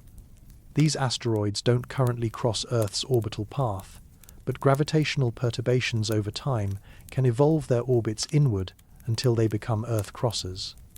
The Amor asteroids represent the future threat population, objects that are safe today but could become dangerous as their orbits evolve. Finally, the Atira group orbits entirely inside Earth's path, though some members can still approach our planet during their most distant excursions from the Sun. These asteroids are particularly difficult to discover because they're always located in the same general direction as the Sun from Earth's perspective, limiting observing opportunities to brief periods during twilight. Within these orbital families, planetary defense experts focus on potentially hazardous asteroids, PHAs, defined by size and proximity criteria that translate to genuine impact risk. A PHA must have a minimum orbital intersection distance with Earth of less than 0.05 AU, approximately 7.5 million kilometers, and an absolute magnitude brighter than 22, corresponding to a diameter of roughly 140 meters or larger. That size threshold reflects a careful balance between impact frequency and consequences. Smaller asteroids hit Earth more often but cause only localized damage. Larger asteroids cause more widespread devastation but arrive much less frequently. The 140-meter threshold captures objects large enough to devastate major metropolitan areas while small enough that many remain undiscovered in existing surveys. Current catalogues contain over 2,000 confirmed PHAs, with new discoveries added at a rate of several hundred per year as ground-based surveys improve their detection capabilities. But these numbers represent only a fraction of the total population. Statistical analysis suggests that tens of thousands of PHAs remain undiscovered, hidden in the glare of the Sun or too dark to detect with current optical surveys. The discovery statistics tell a story of accelerating awareness. In 1990, astronomers knew of fewer than 200 near-Earth asteroids of all sizes. By 2000, systematic surveys had increased that number to over 1,000. Today, the catalogue contains more than 34,000 confirmed NEAs, with roughly 3,000 new discoveries each year. The larger objects, those capable of causing global catastrophes, are mostly accounted for. Ground-based surveys have discovered an estimated 90% or more of near-Earth asteroids larger than 1 kilometer in diameter.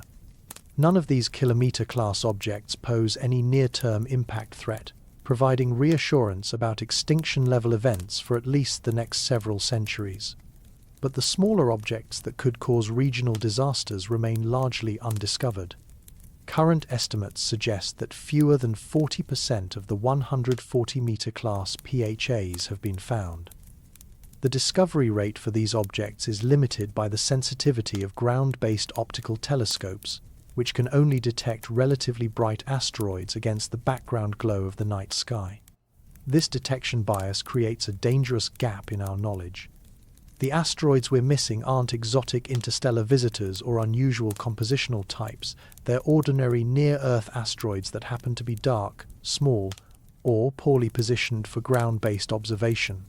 These mundane objects could arrive with little warning and cause catastrophic damage if they struck populated areas. The Chelyabinsk meteor of February 15, 2013, illustrates this detection problem perfectly. The incoming asteroid was only about 20 meters in diameter, well below the PHA size threshold, but it still managed to injure over 1,500 people and cause millions of dollars in property damage. The object approached from the direction of the Sun, making pre-impact detection nearly impossible with ground-based telescopes. Scale up from Chelyabinsk's 20-meter impactor to a 140-meter PHA, and you're looking at a potential regional catastrophe affecting millions of people. Yet many such objects remain undiscovered, simply because they're too dark or too small for current surveys to detect reliably. The solution lies in space-based infrared observations that can detect asteroid thermal emission regardless of surface reflectivity. The upcoming NEO-Surveyor mission represents a major advancement in this direction, a dedicated asteroid hunting telescope optimized for discovering dark objects that are invisible to ground-based optical surveys. NEO-Surveyor will observe in thermal infrared wavelengths where asteroids glow due to solar heating rather than reflected sunlight. This approach eliminates the detection bias that favors bright, reflective objects while missing dark ones of similar size. The mission should dramatically accelerate discovery rates for potentially hazardous asteroids in the size range that poses the greatest undiscovered threat. The technological capabilities supporting these surveys have improved dramatically over the past 2 decades. The linear survey, which dominated near-Earth object discovery in the late 1990s and early 2000s, used relatively modest 1-meter telescopes with basic CCD cameras. Today's surveys employ larger telescopes, more sensitive detectors, and sophisticated software for automated detection and follow-up of moving objects. The Asteroid Terrestrial Impact Last Alert System operates telescopes in Hawaii, South Africa, Chile, and Australia, providing nearly continuous coverage of the entire accessible sky.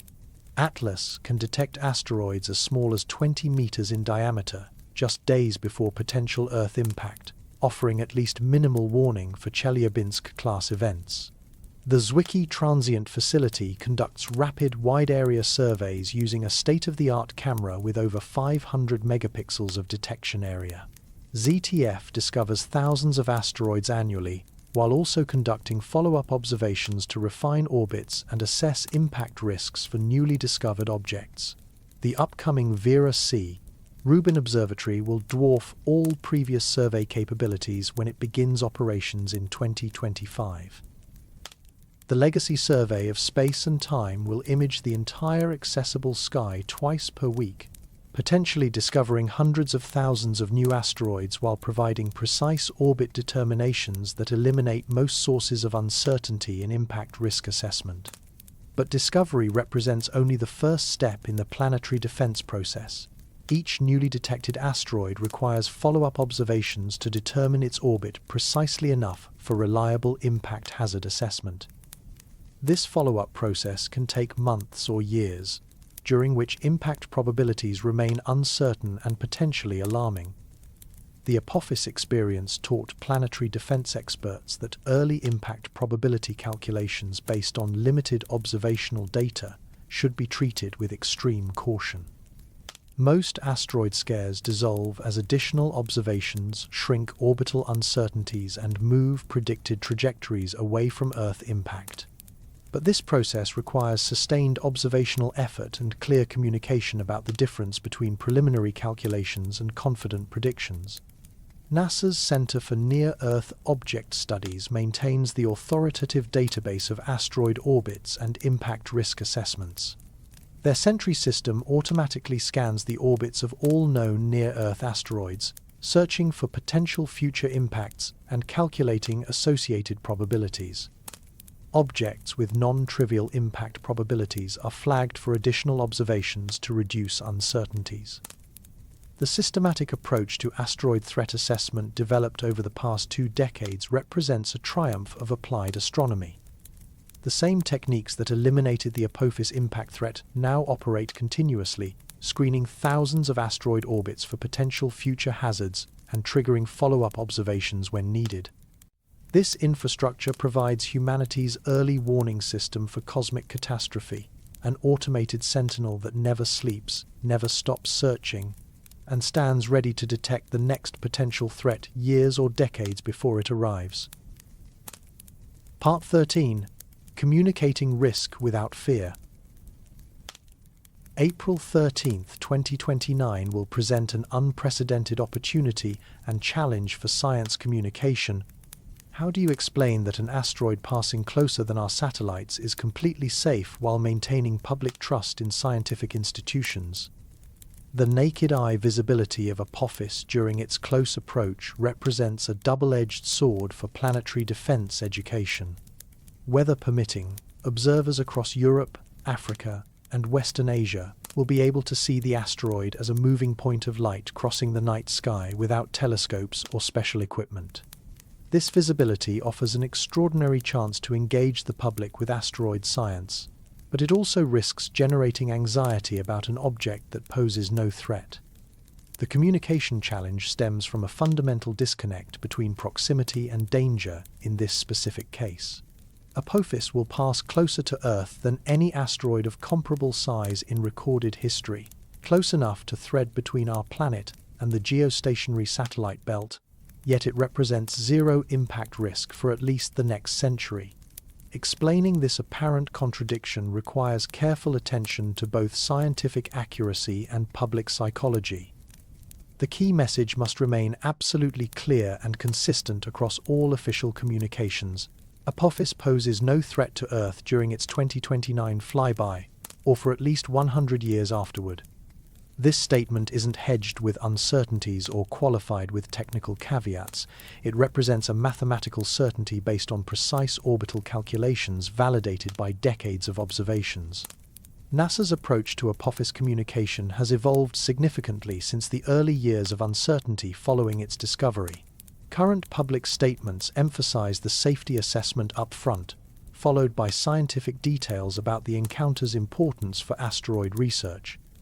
This represents a deliberate reversal from early communication strategies that buried safety assurances in technical language while leading with dramatic proximity statistics. The European Space Agency has adopted similar communication protocols, consistently emphasizing that Apophis will safely fly by Earth while describing the scientific opportunities presented by such a close encounter. These organizations learned from the Apophis scare of the mid-2000s that clear, unambiguous safety messages must precede technical discussions of orbital mechanics and scientific objectives. Visual aids will play a crucial role in public education campaigns surrounding the encounter. Accurate scale diagrams showing Earth, the Moon's orbit, geostationary satellite altitude, and Apophis's trajectory help audiences understand both the proximity and safety of the flyby. These graphics must avoid sensationalism while conveying the genuine significance of such a close approach by a large asteroid. The timing presents both opportunities and challenges for global coordination of public messaging. The encounter occurs during April when many astronomical societies hold public outreach events and when weather conditions are favorable for evening observations in the Northern Hemisphere. However, the asteroid will be visible primarily from the Eastern Hemisphere, requiring international cooperation to maximize public engagement opportunities. Amateur astronomy communities worldwide are already planning coordinated observation campaigns for the Apophis encounter. These grassroots efforts provide valuable opportunities for public education while contributing meaningful scientific data to professional researchers. The International Astronomical Union has been working with amateur astronomy organizations to develop standardized observation protocols and data sharing procedures. The social media landscape presents particular challenges for accurate risk communication about Apophis.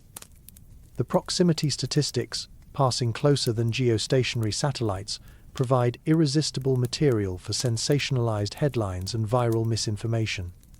Planetary defense experts must be prepared to counter false narratives while maintaining scientific credibility and public trust. Preemptive education campaigns can help inoculate the public against common misconceptions about the encounter. Many people will assume that such a close approach must pose some risk of collision with satellites or unexpected trajectory changes.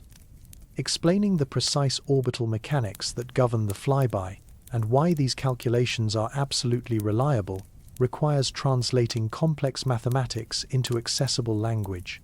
The contrast with 3I-ATLAS offers a valuable teaching opportunity. While the interstellar comet generates headlines about alien visitors, despite posing zero threat, Apophis represents a genuine member of the potentially hazardous asteroid population that happens to be safe for this particular encounter. This distinction illuminates the difference between media-worthy and scientifically significant space encounters. Educational institutions are developing curriculum materials around the Apophis flyby that emphasize both the safety of this specific event and the broader importance of planetary defense research.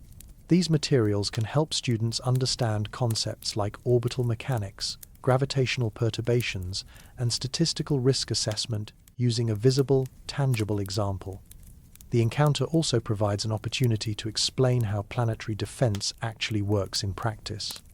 The transformation of Apophis from potential threat to confirmed safety case illustrates the scientific process of hypothesis testing, uncertainty reduction, and evidence-based conclusion. This process represents science working exactly as intended, despite early media coverage that focused on alarm rather than methodology. Public engagement events surrounding the flyby should emphasize the positive aspects of planetary defense research. The same observational and analytical capabilities that confirmed Apophis's safety continue to operate continuously, searching for and characterizing potential future threats. The infrastructure developed to study Apophis now protects humanity from genuine impact hazards that might be discovered in the future. The international cooperation demonstrated by Apophis research provides another positive message for public consumption. Observatories on every continent have contributed data to refine the asteroid's orbit and confirm its safety. This collaboration transcends political boundaries and demonstrates how shared scientific challenges can unite the global community. Professional astronomy organizations are coordinating messaging to ensure consistency across different countries and languages. The International Astronomical Union's Commission on Astrometry maintains guidelines for asteroid risk communication that emphasize clarity, accuracy, and appropriate context for public audiences. These guidelines helped standardize the language used to describe Apophis's safety status. The role of authoritative sources becomes crucial during periods of heightened public attention. NASA's Planetary Defense Coordination Office, the European Space Agency's Space Safety and Security Program, and the International Asteroid Warning Network represent the official sources for asteroid threat assessments. Public communication strategies must direct audiences to these authoritative sources while countering misinformation from less reliable outlets. Media training for scientists involved in Apophis research emphasizes the importance of leading with safety messages while avoiding technical jargon that might obscure the main point. Researchers are coached to begin interviews with clear statements about the lack of impact risk before discussing the scientific significance of the encounter. The encounter provides an opportunity to highlight the success of planetary defense investments over the past 2 decades. The observational capabilities and analytical tools that transformed Apophis from threat to opportunity represent sustained public investment in scientific infrastructure that protects civilization from cosmic catastrophe. Public opinion polling conducted during previous asteroid encounters suggests that clear, consistent messaging from authoritative sources effectively maintains public confidence in scientific institutions. The key is avoiding mixed messages or unnecessary technical complexity that might generate confusion or skepticism about official safety assessments. The Apophis encounter also provides a platform for discussing the broader context of space hazards and humanity's place in the cosmic environment. While this specific asteroid poses no threat, the existence of potentially hazardous asteroids in general represents a genuine long-term challenge that requires sustained attention and resources.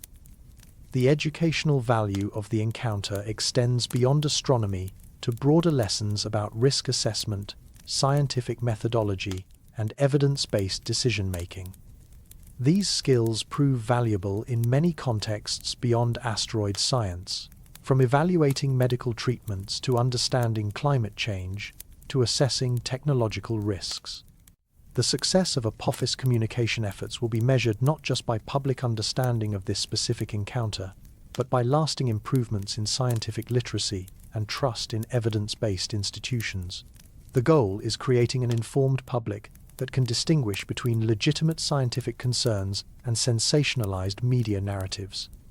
As April 13, 2029 approaches, the planetary defense community faces its biggest test in science communication since the original Apophis scare 25 years earlier. This time, they're prepared with clear messages, consistent protocols, and 2 decades of experience in explaining why proximity doesn't always equal danger. Part 14. What comes after 2029? The story of Apophis doesn't end with its spectacular flyby on April 13, 2029. In many ways, that encounter marks the beginning of the most scientifically valuable phase of humanity's relationship with this remarkable asteroid. The immediate aftermath of the close approach will provide unprecedented data about how asteroids respond to strong gravitational perturbations. Ground-based observers worldwide will continue tracking Apophis for months after the encounter, measuring its new orbit and rotation state with extraordinary precision. These observations will reveal exactly how Earth's gravity modified the asteroid's trajectory and spin, providing crucial validation for computer models used in planetary defense planning. The orbital changes will be permanent and measurable. Earth's gravity will alter Apophis's semi-major axis, eccentricity, and inclination by small but detectable amounts. More significantly, the encounter will likely change the asteroid's rotation period and pole orientation. These modifications represent a natural experiment in celestial mechanics that astronomers have never had the opportunity to study before. Osiris Apex will arrive at Apophis approximately 2 months after the Earth encounter, beginning an 18-month detailed study of the post-flyby asteroid. The spacecraft will document any surface changes triggered by tidal stress, measure the altered gravitational field, and conduct the ambitious thruster disturbance experiment to expose subsurface materials for remote analysis. The scientific data collected by Osiris Apex will have direct applications to future planetary defense missions. Understanding how Apophis's surface and internal structure responded to Earth's gravitational influence will inform predictions about how similar asteroids might react to kinetic impactor deflection attempts. This knowledge could prove crucial for designing effective mitigation missions against genuine threats. The lessons learned from Apophis will likely influence the next generation of planetary defense technologies. Current deflection concepts rely heavily on theoretical models of asteroid structure and behavior. The empirical data from Apophis's encounter with Earth will provide ground truth for these models, potentially revealing that our assumptions about asteroid mechanics are either more or less accurate than expected. If Apophis proves more coherent than typical rubble pile models predict, future deflection missions might need to deliver more energy to achieve desired trajectory changes. If it proves less coherent, deflection attempts might be more effective than current calculations suggest. Either outcome would influence mission design for hypothetical future threats. The international cooperation demonstrated during Apophis observations will likely serve as a template for responding to genuine impact threats. The coordination between NASA, ESA, and observatories worldwide during the 2029 encounter represents the most comprehensive international effort ever undertaken for a single asteroid. This collaboration model could scale up to address confirmed hazards requiring deflection missions. The technical capabilities developed for Apophis characterization will continue benefiting the broader planetary defense program. Improved radar imaging techniques, more sensitive photometric measurements, and better computational models for orbital evolution all emerged from sustained focus on this one asteroid. These advances will apply to thousands of other near-Earth asteroids requiring detailed study. The Apophis encounter will also inform policy discussions about planetary defense governance and decision-making authority. While this specific asteroid poses no threat, it represents a test case for international cooperation in space safety. The procedures developed for coordinating observations and sharing data could prove essential when facing genuine impact hazards requiring rapid response. the educational impact of the Apophis story will likely persist for decades. The transformation from potential threat to confirmed safety case illustrates fundamental principles of scientific methodology, risk assessment, and evidence-based decision-making. These lessons extend far beyond asteroid science to broader questions about how society evaluates and responds to low-probability, high-consequence risks. Future asteroid discoveries will benefit from the infrastructure and protocols developed for Apophis characterization. The observational networks, computational tools, and international coordination mechanisms established during 20 years of Apophis research now operate continuously, providing early warning and risk assessment for newly discovered potentially hazardous asteroids. The upcoming NEO Surveyor mission, scheduled for launch no earlier than late 2027, will dramatically accelerate the discovery of Apophis-class objects. This space-based infrared telescope will detect dark asteroids that are invisible to ground-based optical surveys, potentially revealing hundreds or thousands of previously unknown PHAs in the 140-meter to 500-meter size range. Each new discovery will undergo the same process of initial uncertainty followed by gradual refinement that characterized Apophis research. Most will prove harmless upon detailed analysis, but statistical inevitability suggests that eventually, surveys will discover an object on a confirmed collision course with Earth. When that happens, the tools and procedures developed for Apophis will provide the foundation for humanity's response. The Vera C. Rubin Observatory, beginning operations in 2025, will contribute precise orbit determinations for thousands of near-Earth asteroids annually. The LSST survey's unprecedented combination of sky coverage, sensitivity, and observing cadence will eliminate most sources of orbital uncertainty that plagued early Apophis calculations. The technological advances driven by Apophis research will continue paying dividends for decades. Improved radar imaging capabilities at Goldstone and Green Bank can now resolve asteroid surface features at meter-level resolution. Enhanced optical tracking systems provide astrometric measurements precise enough to detect the subtle orbital drift caused by the Yarkovsky effect. These capabilities represent permanent improvements to humanity's planetary defense infrastructure. The data collected during and after the 2029 encounter will likely reveal surprises about asteroid physics that current models don't anticipate. The behavior of rubble pile structures under tidal stress remains poorly understood, and Apophis represents our first opportunity to study this phenomenon directly. Any unexpected responses could reshape theoretical understanding of asteroid mechanics. Commercial space activities may also benefit from Apophis research. Private companies are increasingly interested in asteroid mining and resource extraction, activities that require detailed knowledge of asteroid structure and composition. The characterization techniques developed for Apophis could inform future commercial missions to near-Earth asteroids. The encounter may also influence public policy discussions about space exploration priorities and funding allocation. The successful transformation of Apophis from threat to scientific opportunity demonstrates the value of sustained investment in asteroid research and planetary defense capabilities. This success story could justify expanded funding for related programs. International space law and governance frameworks may evolve in response to lessons learned from Apophis coordination. The asteroid story highlights both the importance of international cooperation in planetary defense and the current lack of formal mechanisms for coordinating responses to confirmed impact threats. Future policy development may address these gaps.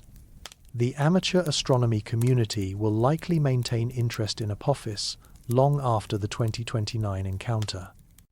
The asteroid will remain an accessible target for small telescopes, providing ongoing opportunities for citizen science contributions to professional research.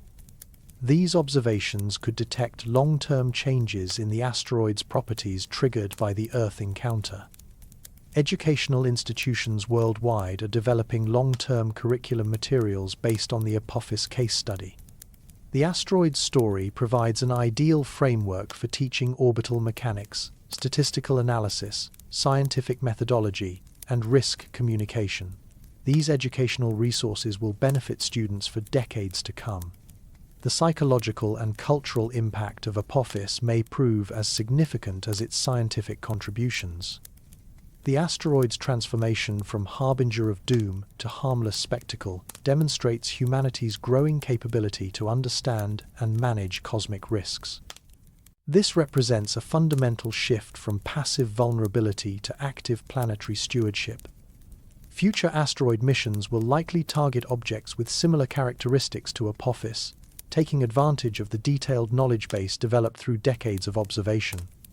The asteroid serves as a prototype for the potentially hazardous asteroid population, making it an ideal comparison case for understanding other PHAs.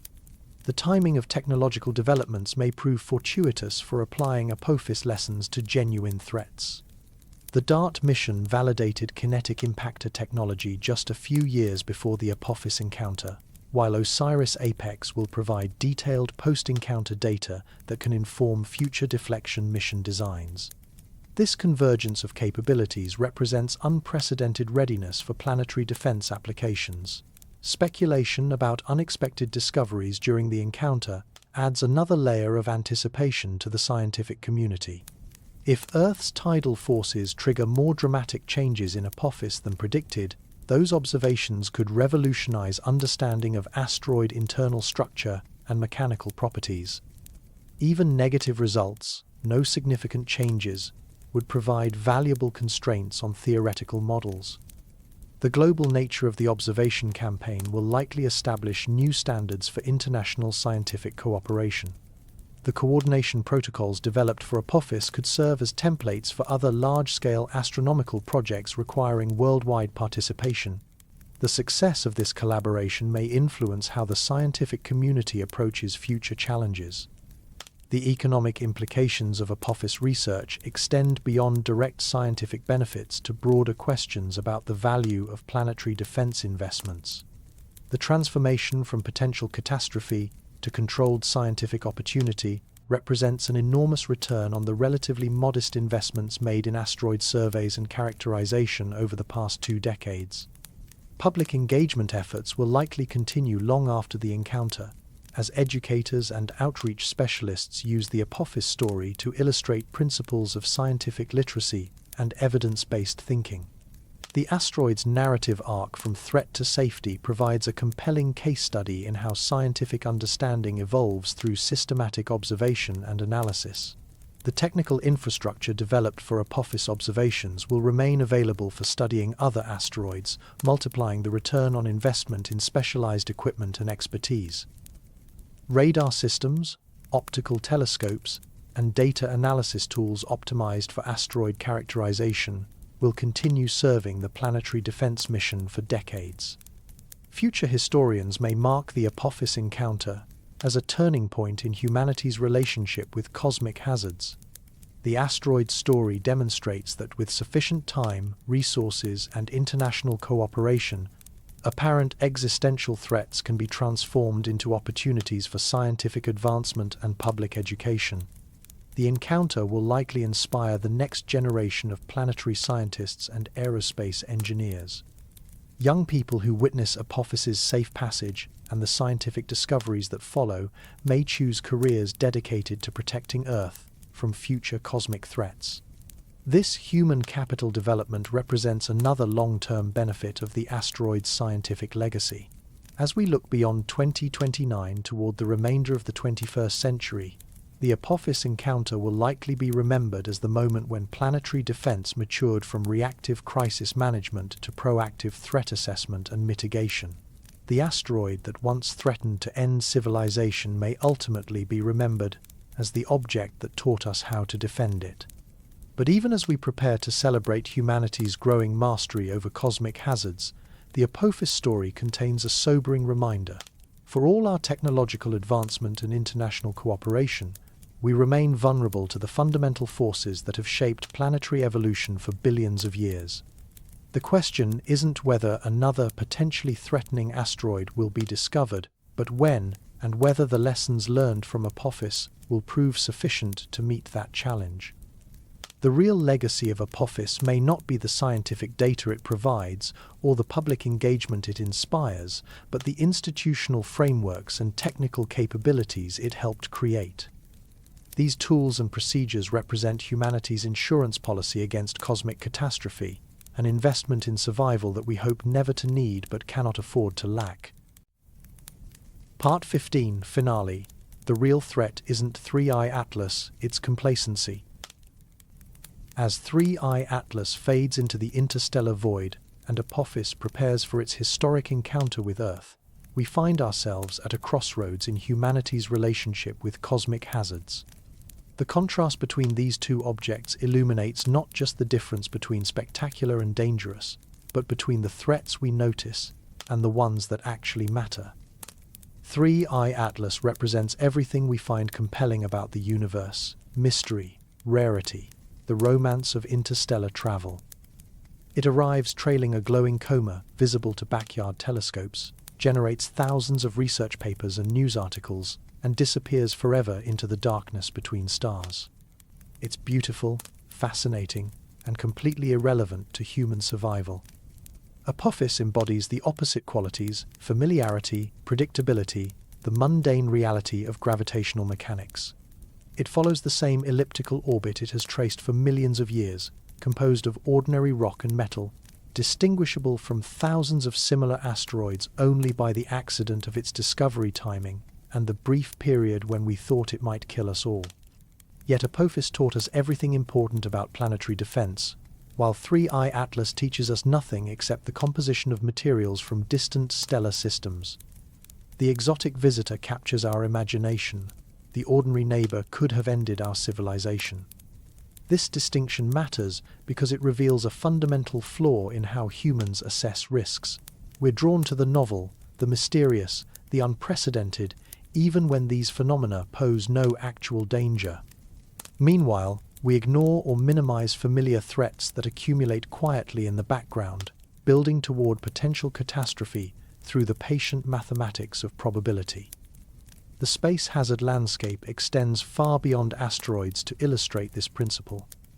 Solar storms pose genuine risks to electrical grids, satellite operations, and astronaut safety, yet they generate minimal public interest because they're routine occurrences in the Sun's natural cycle. Orbital debris threatens every spacecraft in Earth orbit and grows more dangerous each year, but it lacks the dramatic appeal of asteroid impacts or alien visitors. Even among asteroid threats, public attention focuses disproportionately on the wrong targets. Extinction-level impacts by kilometer-sized objects dominate popular discussions despite representing the lowest probability threats in the near-Earth asteroid population. The city-killer asteroids in the 100 to 500 meter size range pose much higher cumulative risks, but generate less interest because their consequences are merely regional rather than global. This misallocation of attention has policy implications that extend beyond academic discussions of risk assessment. Public funding for planetary defense competes with other priorities, and that competition is influenced by public perception of threats. Exotic but harmless visitors like 3I-ATLAS generate public interest that could be redirected toward genuine hazards if properly channeled by science communicators and policymakers. The success story of Apophis demonstrates what's possible when the scientific community takes near-Earth asteroid threats seriously.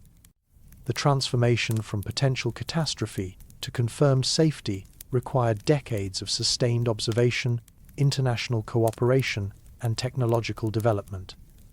The same infrastructure that eliminated the Apophis threat now operates continuously, providing early warning for future hazards.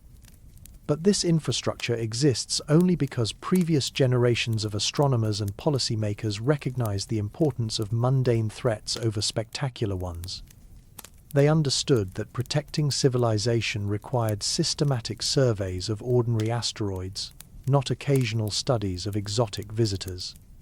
They invested in ground-based telescopes, radar facilities, and data analysis systems optimized for detecting and tracking near-Earth objects.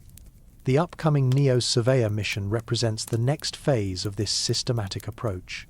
Unlike missions designed to study specific exotic objects, NEO-Surveyor is optimized for discovering large numbers of ordinary, potentially hazardous asteroids.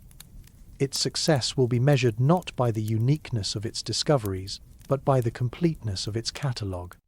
The Vera C. Rubin Observatory embodies the same philosophy: wide-area surveys designed to find and track thousands of near-Earth asteroids rather than detailed studies of individual objects. LSST will likely discover more asteroids in its first year of operation than all previous surveys combined, filling critical gaps in our knowledge of the PHA population. This systematic approach stands in stark contrast to the episodic attention generated by objects like 3I-ATLAS. The interstellar comet will be studied intensively for a few months, generate a burst of scientific papers and media coverage, then fade from public consciousness as it disappears into space. The steady work of planetary defense continues regardless of whether exotic visitors are present to attract attention. The DART mission exemplifies the practical focus of modern planetary defense. Rather than attempting to deflect the most spectacular or mysterious asteroid, DART targeted an ordinary near-Earth asteroid system selected specifically because it offered the best opportunity to validate deflection technology. The mission's success provides confidence that similar techniques could work against genuine threats.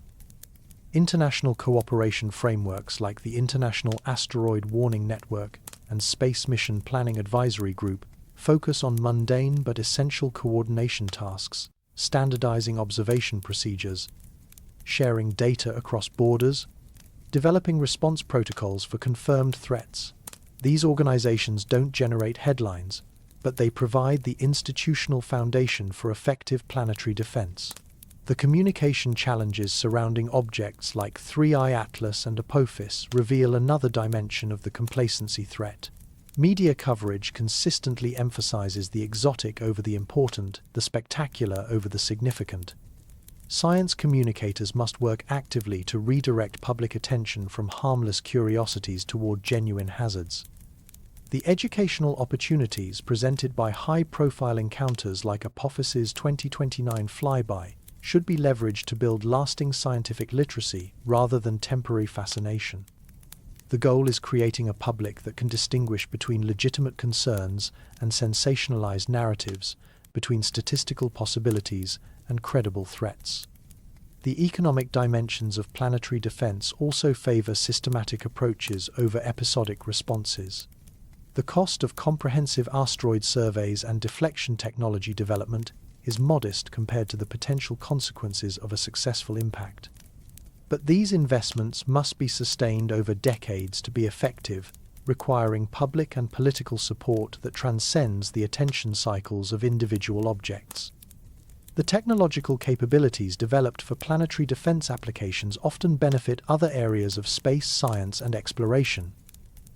The radar systems used to characterize near-Earth asteroids also support spacecraft navigation and planetary geology research. The orbital mechanics software developed for impact risk assessment enables mission design for robotic and human exploration. Looking toward the future, the greatest threat to effective planetary defense may not be a specific asteroid, but the gradual erosion of public and political support for systematic threat assessment and mitigation capabilities. The success in eliminating apparent threats like Apophis could breed complacency about future risks, leading to reduced funding and attention for ongoing survey and characterization efforts. The lesson of 3I-ATLAS versus Apophis extends beyond planetary defense to broader questions about how modern societies identify and respond to emerging risks. Climate change, pandemic disease, technological disruption all represent familiar, ongoing challenges that lack the dramatic appeal of more exotic but less probable threats. The space environment offers a unique laboratory for studying risk assessment and mitigation because the physics is well understood and the consequences are clearly defined. The lessons learned from planetary defense could inform approaches to other long-term threats facing human civilization. As 3I-ATLAS disappears into the cosmic darkness and Apophis approaches its date with scientific destiny, we're left with a fundamental choice about how to allocate our attention and resources. We can continue chasing exotic curiosities that pose no threat, or we can focus on the mundane but genuine hazards that patience and probability will eventually deliver to our doorstep. The universe doesn't care about our preference for spectacular over significant, exotic over ordinary, mysterious over mundane. Asteroids follow the laws of physics, not the laws of public relations.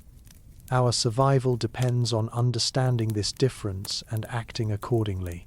The real threat isn't the beautiful visitor from another star. It's the complacency that beautiful visitors can breed about the ordinary neighbors whose behavior we can predict, track, and ultimately control. The choice between wonder and wisdom need not be exclusive, but when survival is at stake, wisdom must prevail.